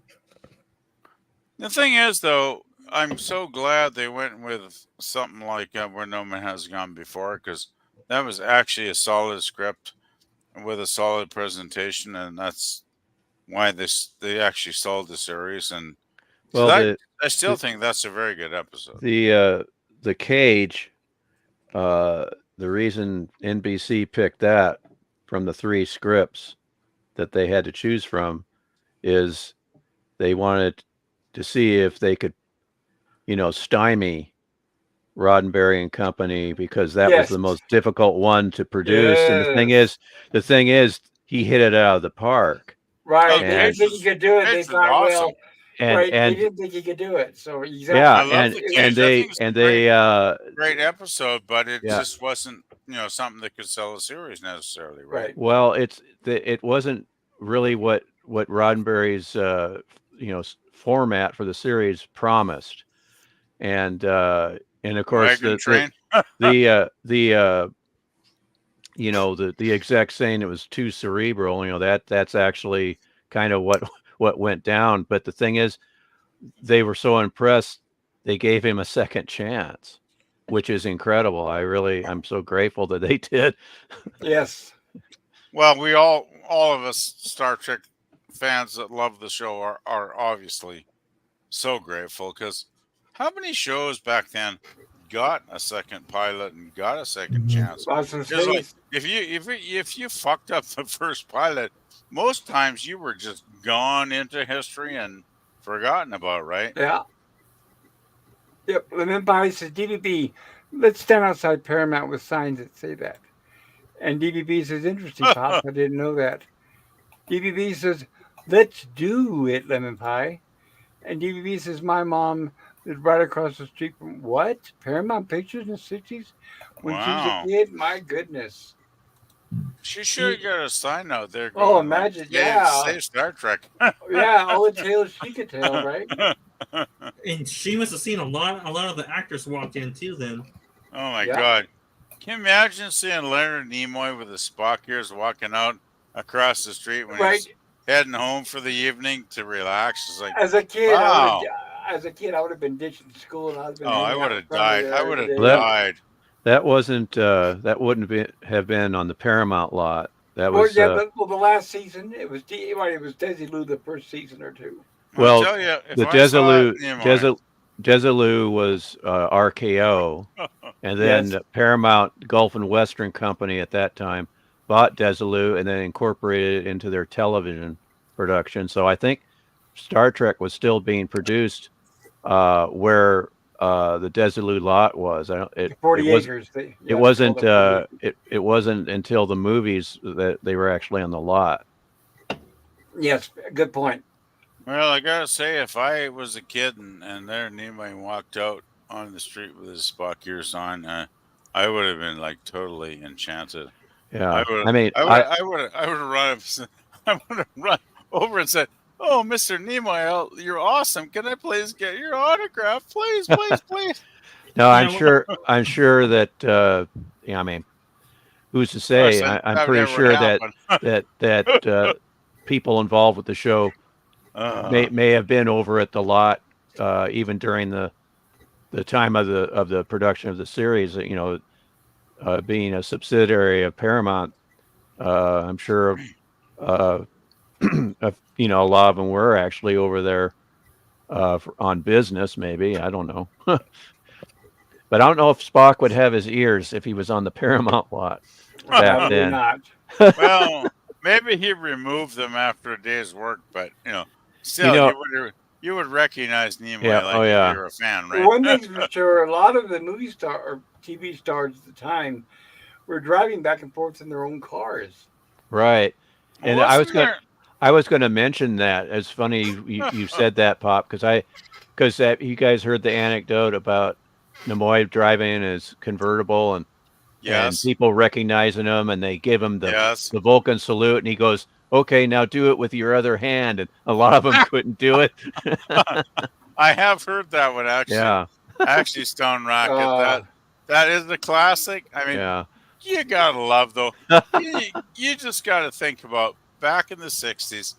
Leonard Nimoy. He was like a relatively unknown actor before Star Trek, and all of a sudden he becomes completely famous. And there's millions, well, maybe not millions, but thousands of letters every week pouring in to Paramount or whatever, Desilu, going, "Hey, we love this guy. This guy's excellent. Oh God, I love Mr. Spock. I want to marry Mr. Spock." Whatever, you can only imagine some of the kinky stuff that he probably the secretary screamed from it because I'm sure there are a lot of female fans that went way too far for me to talk about. But I do remember that story about Nimoy, and it's just like I just can't. Can you imagine, guys, how amazing it would be to be that famous in your lives? Like, I think it's fantastic. I just love it, but it must have been very strange. yeah. It'd be hard to deal with. Just Yeah. Well, I think that's why he wrote that book. I am not Spock, right? yeah. And then he wrote a book later. I Am Spock. Exactly. Wait, paycheck. Okay, I am Spock. Yeah. Well, I think the thing with Nimoy, he has some dissonance about. I think he had dissonance about Spock defining his entire life for a while. Well, he was typecast like a lot of them. They thought that was the end of their career. But he actually had a pretty darn good career. You know, in fact, I think he was in a better position than any of the other actors, including Shatner, because Nimoy went right into Mission Impossible, Yes, and then he did a number of TV movies, Inserto. and he was well, a that's a good- little later. I'm talking about right in the early '70s, Yes, but Yeah. and then he was in that Cat Law Western movie. Didn't he And play Paris in Mission Impossible like yeah, I for just two or said three? that. Yeah, I Couple of just said seasons, that. 2 or 3? Yeah. Two seasons, and then he got tired of that. But Yeah. then he was TV and Fiddler on the Roof on the stage, and But he still had a great career, right? I think he had. I Oh. think he. It took Shatner, I think, until the '80s Well, practically to get back running. As you know, with constant gigs. well, But if you're Canadian, I remember Shatner in the early '70s after Star Trek crashed. He was doing Super Value commercials, and that was a grocery chain that used to exist even here. They closed like 20 something years ago. They don't exist anymore. But he was doing Super Value commercials and for Promise Margarine. Remember for a those? grocery. Well, he might as well have. I mean, he was getting paid something, but Yeah. I remember he was like living his trailer or something at that point. Like he was Truck really and down. Cabotrell. He was And down as luck. let's not forget the Commodore commercials. Well, yeah, those were yeah. He was really down on his luck for a number of years though before the movie in '79, right? Or at least we got the Yeah. Kingdom of the Spiders and Yeah, Impulse. I mean- you guys remember Barbary Coast?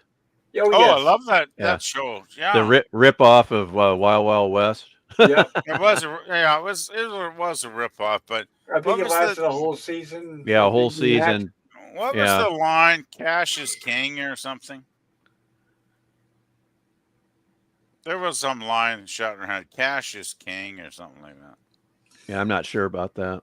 Pops, was Leonard Nimoy any similar to his Spock character, or were they totally different characters in real life?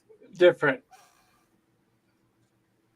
They said, I'll give you an example, that he would get so much into character playing Spock emotionless that he would go home and his kids were all around him. Hey, Dad, how you doing? Everybody's happy, having fun, and telling jokes and all that.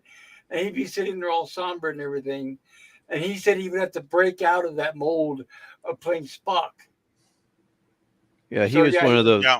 Yeah. He was basically a method actor, and that's Yes. why I find Shatner so refreshing. He could just switch it off, you Yes. know, and it's like, that's why I find method acting. I think that's too emotionally scarring and detrimental to your health overall.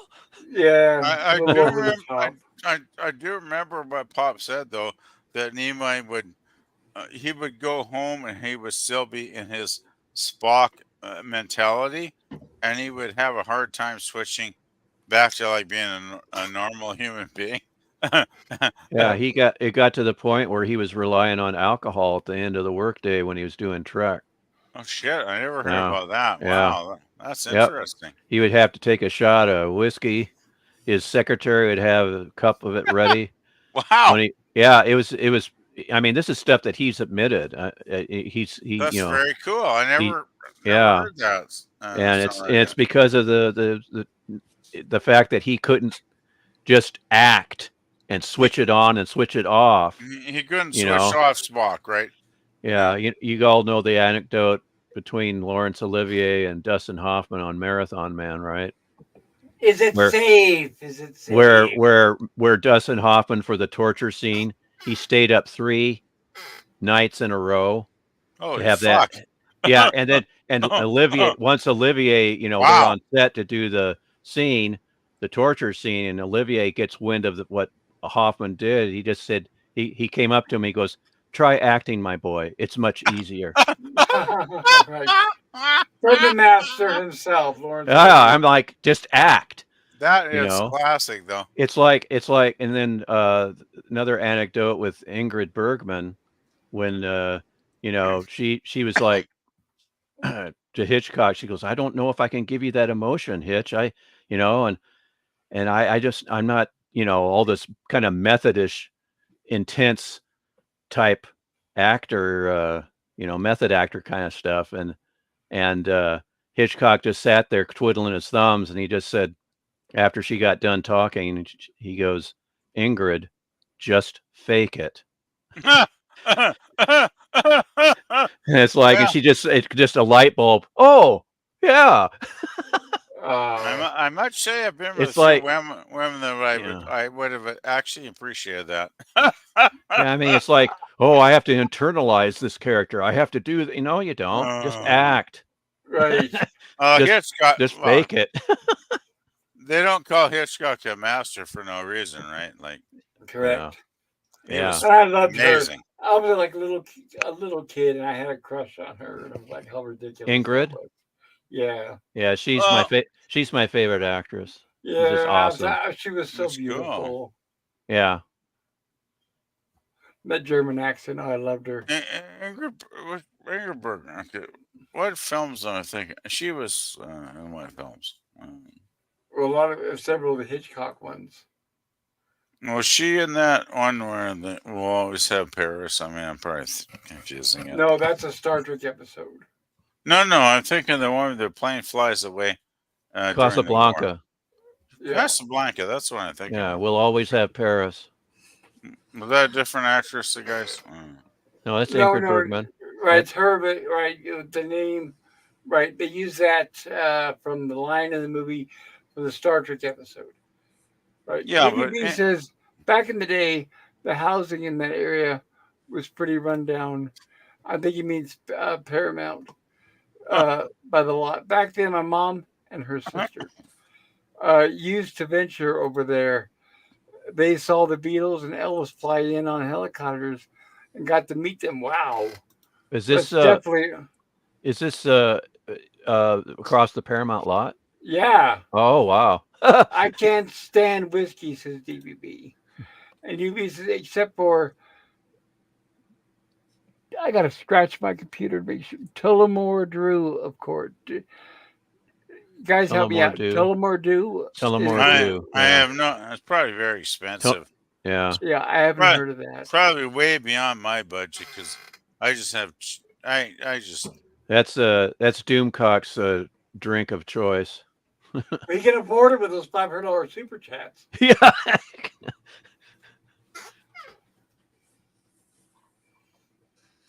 Pops, I'm gonna have to leave the stream pretty soon because I'm gonna have a late dinner. Yeah, me too. I haven't eaten yet either, so I understand. Well, before I go, I might as well promote myself for a little while, if you will permit Please me. do. Yes, please do, sir.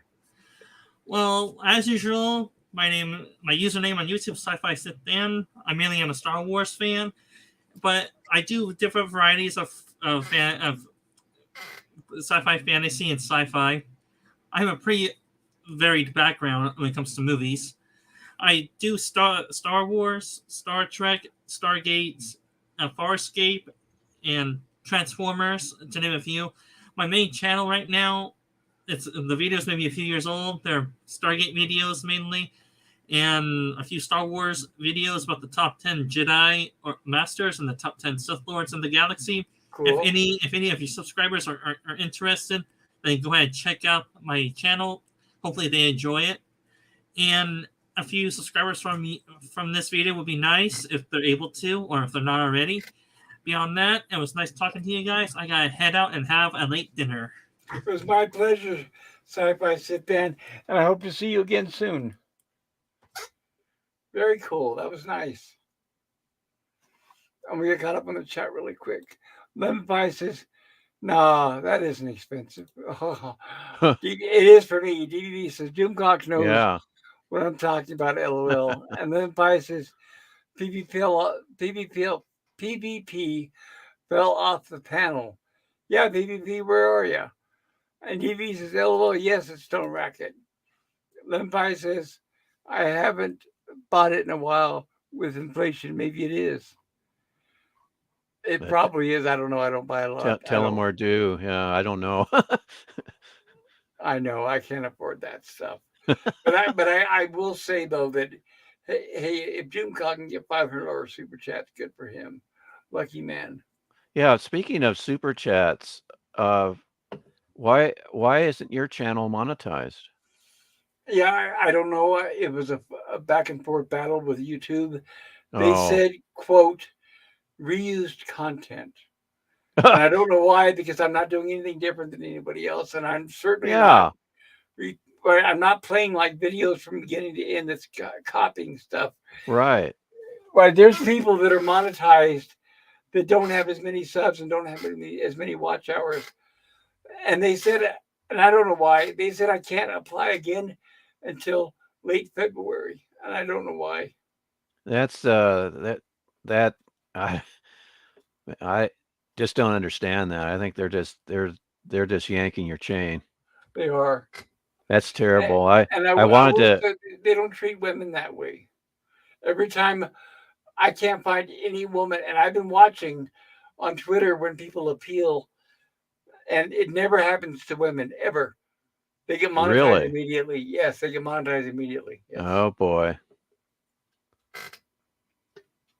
Yeah, But they say, I wanted to help you out with oh, you purchased that Night Gallery book. I said, "Well, hey, when he has his Lost in oh, Space stream, I'll just give him a nice super chat." And then I realized, "Wait a minute.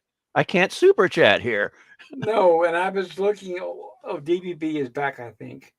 Oh no, it says not connected. No, I was even looking at the revised 800 page version, and that's over $100, and I don't have it. And I was thinking, oh, because that would be perfect to have if I covered Night Gallery. Well, I have their huge revised book, so Yeah, the good one. so maybe I can help you out. If you can, if you could be there and you could read from the book, that would be amazing. Yeah, what I'll do is now you're getting the original version of the book, which is excellent. And then, right, you're still Well, getting. I don't know. I haven't decided because Oh, if okay. I buy the original version, this is like, okay, Amazon has one for around $50. Oh, okay. eBay has them for around 50 to 80, and that's for the 400 page version. And that's if I decide to settle for less. I've been kind of debating, and I was just looking at that yesterday, actually, since you mentioned it. So I haven't really decided what I'm going to do yet because so far, and by the way, I bought books for Lost in Space and also for Star Trek TOS when I participate in Jill streams. And Yeah. so far, everything's been out of my own pocket. And it's not easy because I'm on a very limited Well, income, tell you unfortunately. what, uh, when Jill has her Star Trek stream, how about I'll contact her because she knows how to send stuff to you. I would imagine. I don't know. Uh, We haven't done that before, but it's oh, probably okay. possible. Well, I was wondering how I could get some funds to you. In my stream elements, you'll see in the chat every now and then where it plugs somebody's channel. I think one of those links might be a link to my PayPal. Oh, okay. If I don't know, it's been a long time. I'm honestly, the thing is, I'm kind of, I have to say humble because when I ask for money, I get very embarrassed. I may have taken that link down. Nobody's ever Yeah. sent me any money. Okay. Yeah, when you said you really couldn't afford it, I said, well, hey, next time he's Lost in Space stream, I'll just send some money in a super chat. And Uh, it's like, oh, I don't see how I can do that. It doesn't have anything. And then I realized he's not monetized. And it's like, why yeah. isn't he monetized? I appreciate it. It's very kind of you. The thought, it's like they say, it's the thought that counts. Thank you. Yeah, I really splurged on their revised book because you could only get that through Creature Features website, and I'll have to admit I splurged for the slipcase and Oh, the signed name plate wow. by the I was authors. even, yeah, I was even looking at the Kickstarter. I've been looking at several websites trying to figure out if I could get it. Yeah, I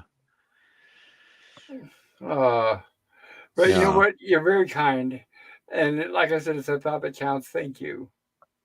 you're most welcome. I do hope to do Night Gallery next. But at this point in my life, I've got to find another place to live. So I'll be lucky if I can continue my streams at this point. No. I Oh just dear. recently moved from California. I recently moved from California to Arizona in July, and now it looks like I need to move again because where I'm living now, they're asking for more in rent, which is more than I can afford. So I really don't know what's going to happen at this point. No. Can you guys hear me? We hear you, PvP, sir. Welcome back. Yeah, I clicked on a bad button again. It's okay as long as you're back. Yeah, I'm very sad to hear. I hope am I getting an echo? No, you're fine. Okay. I just feel it's really unfortunate if you got to go back to California. So that sucks. Yeah, it does. Believe me, I don't want to. But where I'm living, I don't know why they want. They basically want me to. I'm on. Yeah, I don't know. Some of you guys know that I'm undergoing cancer treatment. So the only income I have to be, and I don't like talking about my privacy too much, but I'm on Social Security. But where I live, they pretty much want me to sign my check over to them. Oh dear. And yeah, I can't do it. I could do it, but then I don't know. I just found this out yesterday, honestly. But That's depressing. I wouldn't want to turn my only source of income or anything over to someone else and then, well, have them controlling everything. I it's like couldn't. when I did a. I know you weren't around at the time, Stone Racket, but when I was first looking for a place to go from California, the person said, "Yeah, come on over, and you can stay here and recover." And I said, "Sure, that's great." And then when I got here, they started raising the stakes and demanding more and more. Oh no. And I don't know. Now they want more than what I can do. Oh And no. they may be listening because it's another YouTuber that we all know. So I've got to be careful what I say. Oh dear. I don't know why they let me come and stay if they were going to do this because now I'm so far from home. It's going to be difficult for me to try to get help from my friends in California. We But might uh have you considered a GoFundMe type thing or I did that to move out here. That's what's embarrassing. oh, Yeah, we did a fundraiser, and because of the good nature of everybody, they helped me raise the money to move here. And then the night I got here, they started saying we want more, and they didn't tell me about that when I. Anyway, that doesn't matter. Like I said, they could be listening. I got to be careful. yeah. Well, But that happens, right? yeah, I But I I'm going to do my best to keep streaming. I almost didn't stream tonight. I'm kind of losing my interest in streaming because as of right now, I'm losing sleep over. I don't know where I'm going to be, where I have to move. So it's, and like I said, guys, I don't like talking about this depressing stuff. You don't want to hear this shit. well, I'll be praying for you for sure. Well, I appreciate that. It's very kind of Yeah, you. me Thank too. you. It's my fault. I should have known when I fell for it. I'm never going to blame something on somebody else. Everybody's responsible for their own actions. And it's my fault. I should have known it was too good to be true. I'll put it that way. DVB says this has been a great stream, Pops. Thank you, DVB.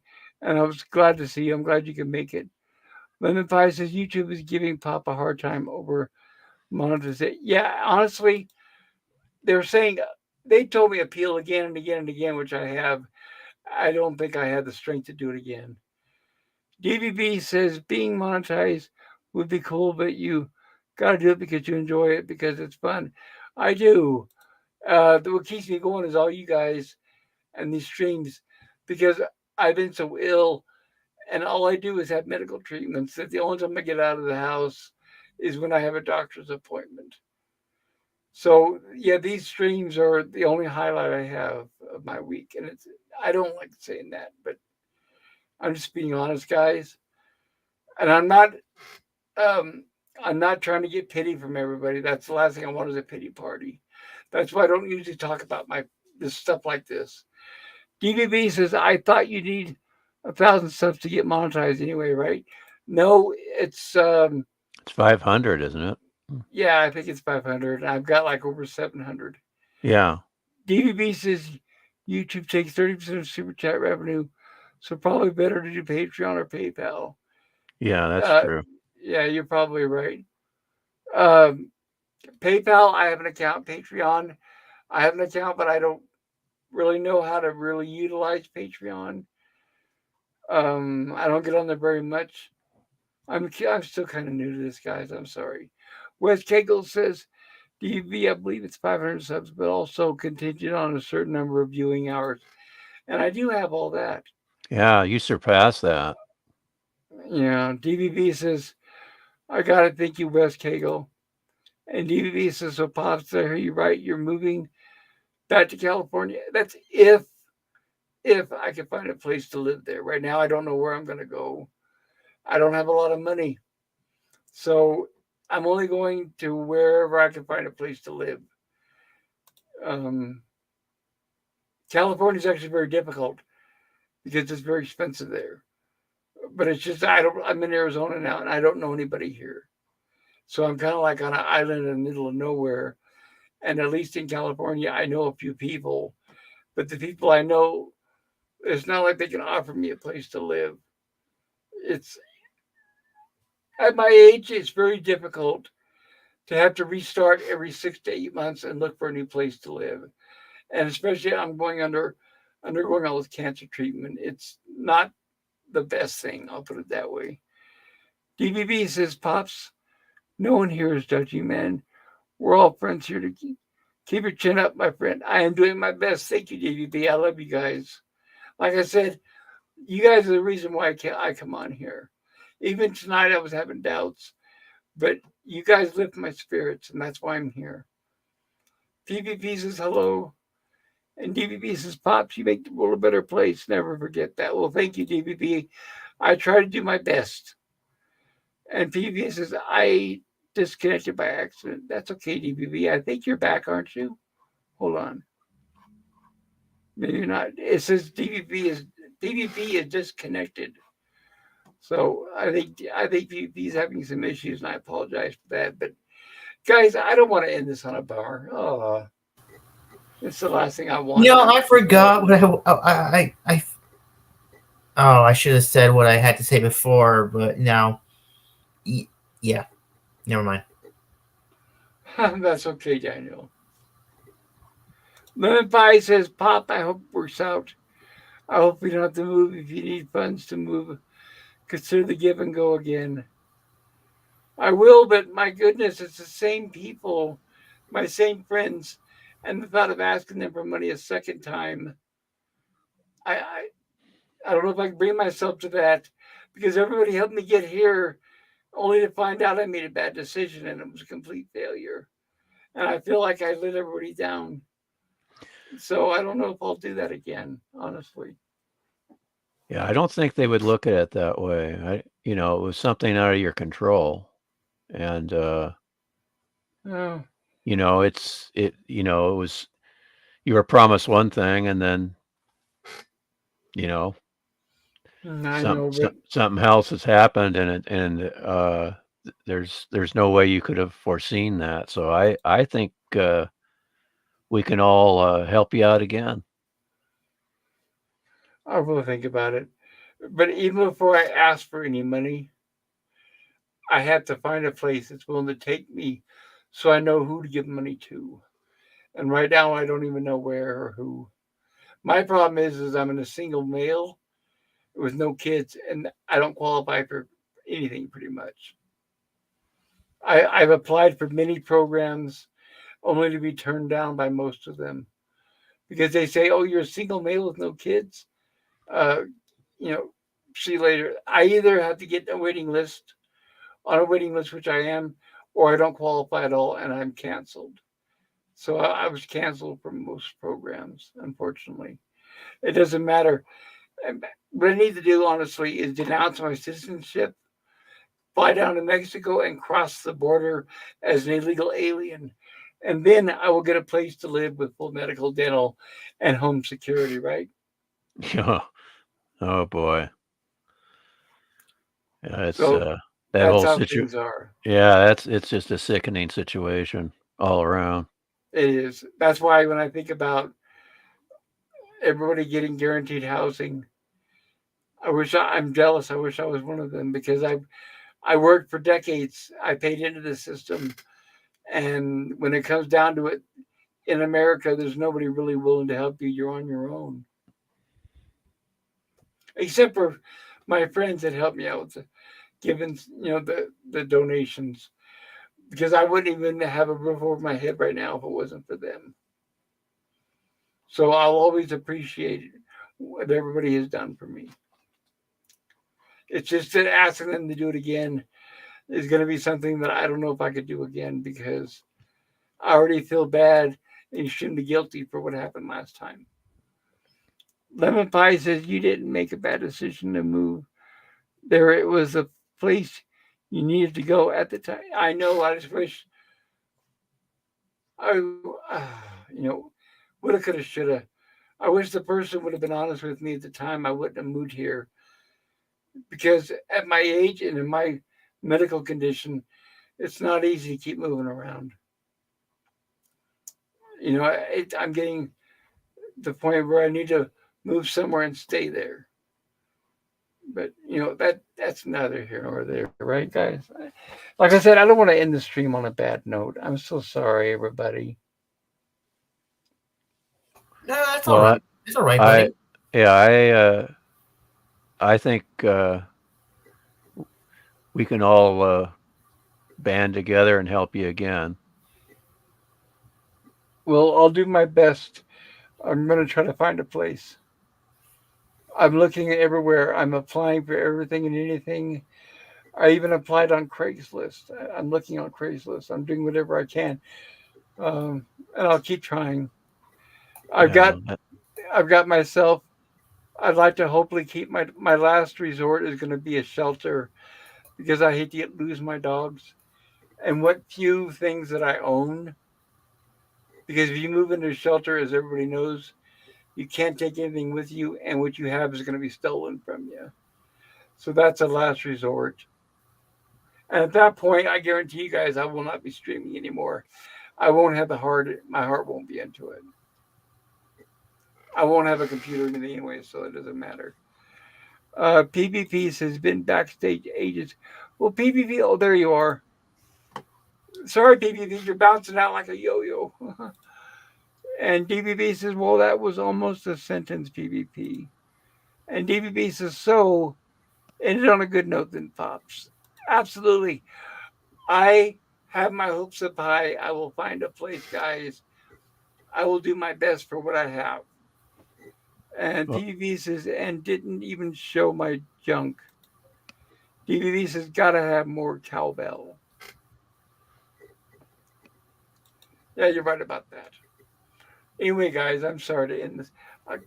Damn it. I usually try to end these on a positive note, but I think probably now's a good time. I've already depressed you guys enough.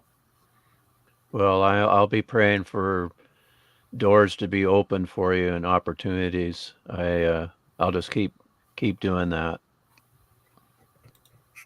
Thank you. I think we have two PvPs on the panel. I'm saying double. He keeps Yeah, bouncing in and out. I don't know. There's like two of them. I don't. I don't know how that happened. That's okay, PvP. But I want to say thank you guys for chatting with me tonight and for the support. I love you guys. And and I'm not kidding. It was a highlight of my day. It really does give me something to look forward to. And I hope you guys, if everything works right, can join me Monday for another classic episode of Lost in Space. And I'll be there. But first, before we take off, Stone Racket, is there anything you want to share about your channel or anything you do on YouTube? Yeah, I unfortunately I'm not a content creator. I don't have a channel. Just a simple YouTube account, but I like to hang out with you and Jill, and I have been enjoying your previous streams. I watched. I'll just give you a clue here. I watched my friend Mr. Nobody, Invaders from the Fifth Dimension, and Wish Upon a Star. So three of my top favorites. Well, thank you. And I really enjoyed those streams. You guys had a lot to talk about. And Well, I really enjoyed those, and I'll be there Monday. Oh yeah, that'd be great. Yeah, please. I'll send you. Yeah, we finally connected on YouTube. I'll send you a link to the panel so you can come on and join us. I appreciate that. No Daniel, problem. how about you? How about you, Daniel? Anything you want to share with us before we call it a night? No. Well, I still don't have any videos on my channel, so yeah. But it was great hanging out with you guys. I really appreciate it, and I hope you get better. Likewise. Doing my best, sir. Thank you. You know, I wanted to talk about like we know where we were talking about how Roddenberry was a really bad writer, right? And everything he touched, it just didn't do very well in Star Trek, right? Because you had the Cage, and you had like the motion picture, right? Which wasn't a very good movie, and then you had TNG season 1 and 2. So basically, he was a really bad writer, right? So the only time Star Trek got good was when other writers got involved, right? And he was pushed to the top or something, right? Well, anyways, I have a friend. I have a friend who's a huge Roddenberry worshiper. All he talks about is how great Gene Roddenberry is. Yeah. I'm Roddenberry worshiper. I just love him. I gotta laugh at that. That's so good. Yeah, this guy's a Roddenberry worshiper. He is so like he just doesn't know when to stop talking about how great Gene Roddenberry is. That's all right. It's understandable because that's how a lot of people are. They just don't know. That's all right. I would get this person the book, Gene Roddenberry, The Man Behind the Myth. Well, we all like Roddenberry, but we don't worship him. Right. I'm not dissing him. I still give him credit. It's just, let's just say he stole a lot of credit from a lot of people. That's all. I mean, he had good ideas. He had some good story ideas, and when he was on his game and had enough sleep and not too much booze, he could rewrite pretty well. But he lost something once he got to the episode. What's that second season episode? Now I'm blanking out. The Yangs and the Calms. Okay. Oops, sorry, guys. That's just a terrible episode, and that was the best he could do at that time, and he had lost it. and that was considered for the second pilot, right? No, this is the second season episode. I have heard. No, I have heard that episode was. Oh, the Omega Glory. I did the title. I heard Omega Glory was considered for the second pilot, and that would have been horrible. Yeah, that would have been disastrous. That would have killed Star Trek. But I think I can't remember who put it this way, but I like to quote them. They said that Gene Roddenberry created Star Trek, but Gene L. Kuhn made it soar. Yes. Made it fly. If you want, Yeah, dude, tell this to my friend. This guy will rip anybody to pieces who just says that other writers are better than Roddenberry. Oh my God, this guy. Well, the thing is, Roddenberry dared to compare himself to Rod Serling Rod Serling had on the Twilight Zone. Rod Serling had creative control, and Yes. he wrote most of the scripts. Yep. And Roddenberry, he wrote a fraction of the scripts and just had some story ideas that others completely made it their own. Right. His whole background experience was police melodramas. Yeah. Now the thing is, he did win a literary guild award for a script for Have Gun Will Travel. I'll be right back. He wrote great. And he won a Hugo. He wrote great episodes for And Have Gun. yeah, and he had, he wrote for police drama, so he had a talent at one time. He was a great writer. And Roddenberry, Harlan Ellison accused Roddenberry of, he said he's a hack, he can't put two words together, but he won a literary guild award. Just like Harlan Ellison. He won a Hugo Award like Harlan Ellison. Now, Harlan Ellison won far more of these awards, but at least Roddenberry won one of them of each category. So, he has that going for him. But somewhere, during the second year of Star Trek, I don't know what happened, but it's like he couldn't write worth a hoot, at all. I remember a lot of the stuff. He wrote a lot of westerns, and he was really great on those. But when it came to sci-fi, I just think sadly he sucked.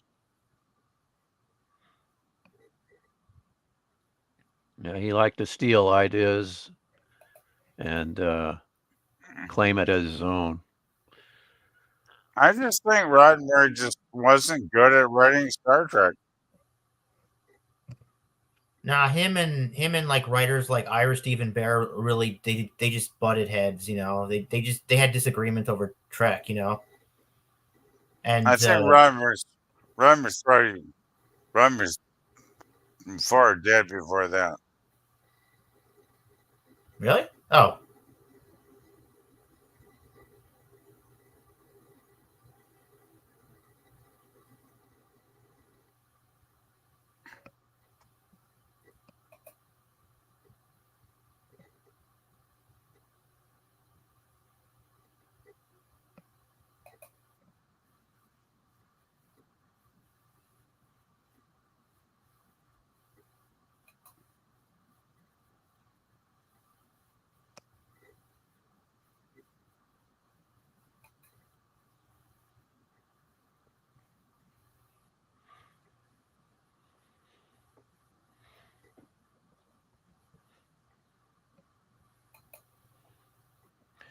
Well, I'm getting rather weary here, so I think I'll call it a night. But just want to thank you guys for putting up with me, and thank you, Pops, for these wonderful live streams.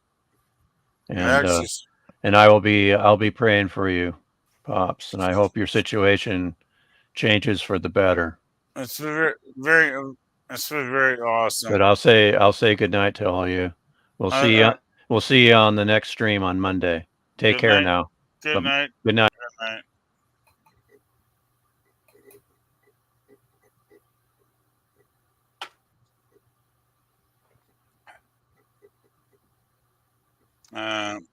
I think I might head off soon too. I'm getting this damn. I don't know why there's two of me. I'm getting this goddamn echo. Are you still with us, Pop? Oh, it's January 28th. You know what tomorrow is? Tomorrow No. They start developing. They start filming Section 31. Tomorrow's when I wake up.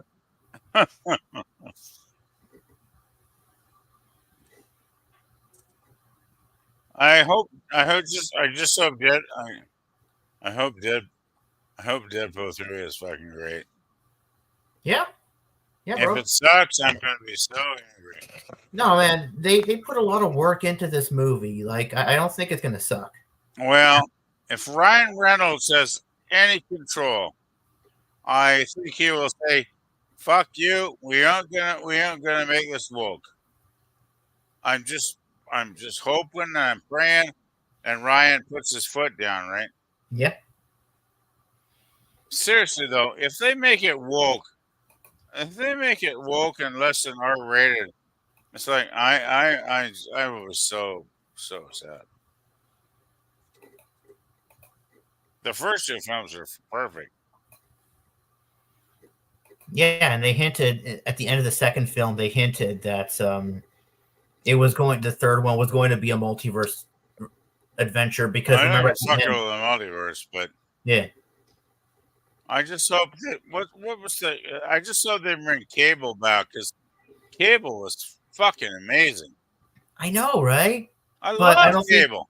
yeah, I don't think he will be though in Deadpool 3. Oh, I want him to be a main center point to the movie because he should be. Let's face it, Cable would be the keystone to a great movie. Oh yeah, I love Cable.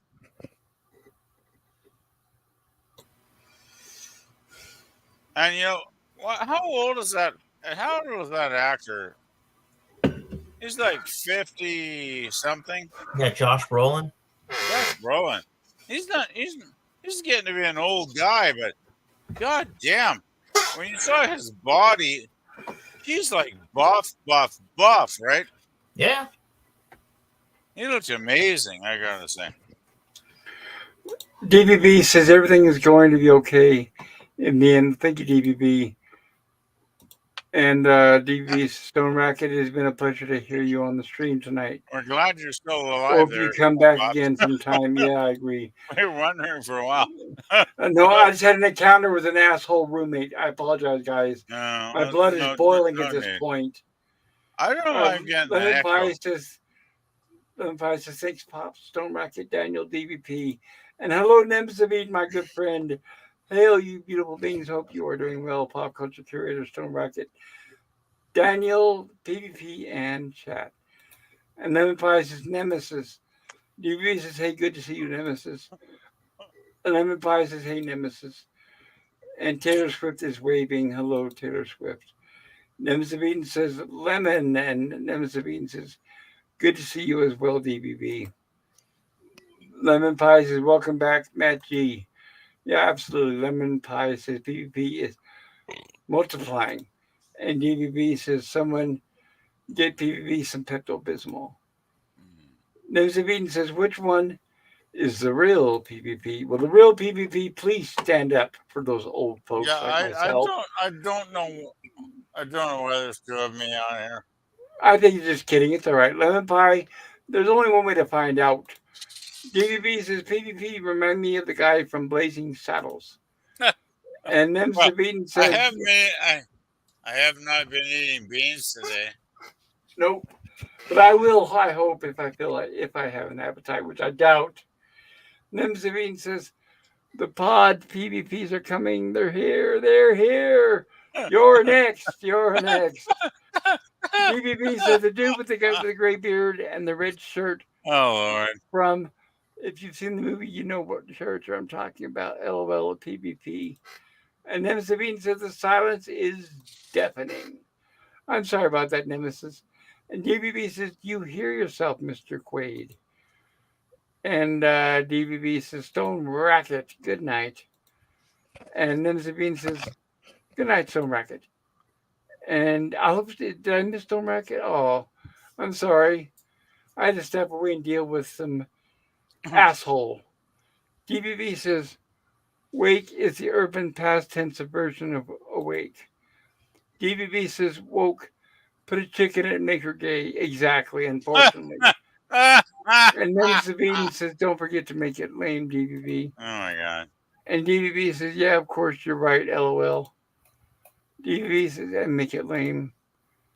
And DVB is laughing. You gotta make it. And then Sabine says, it's all good, buddy, at Pop. You gotta make it lame. Yeah, I'm sorry. Guys, I've been having a bad night. It started out really good, but it's turned out really fucked. And I'm really sorry for that, guys. I'm going to call it a night because I don't want to ruin it for you guys. You know, if I have a bad night, that's me, but I'm not going to spread it around. I don't like being a gloom dispenser. So I want to say thank you. I love all you guys in the chat. Thank you for being here. I wouldn't be here if it wasn't for you.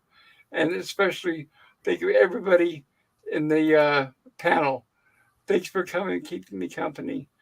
It means a lot to me. You guys make me feel better and made my night much better than it could have been or has end up being. And I'm gonna miss you guys. Uh, if it was up to me, this would go on all night. I wish I could talk to you guys, but Well, no sense in me spreading misery. But anyway, have a great night, everybody. Take care. we love you. We love you.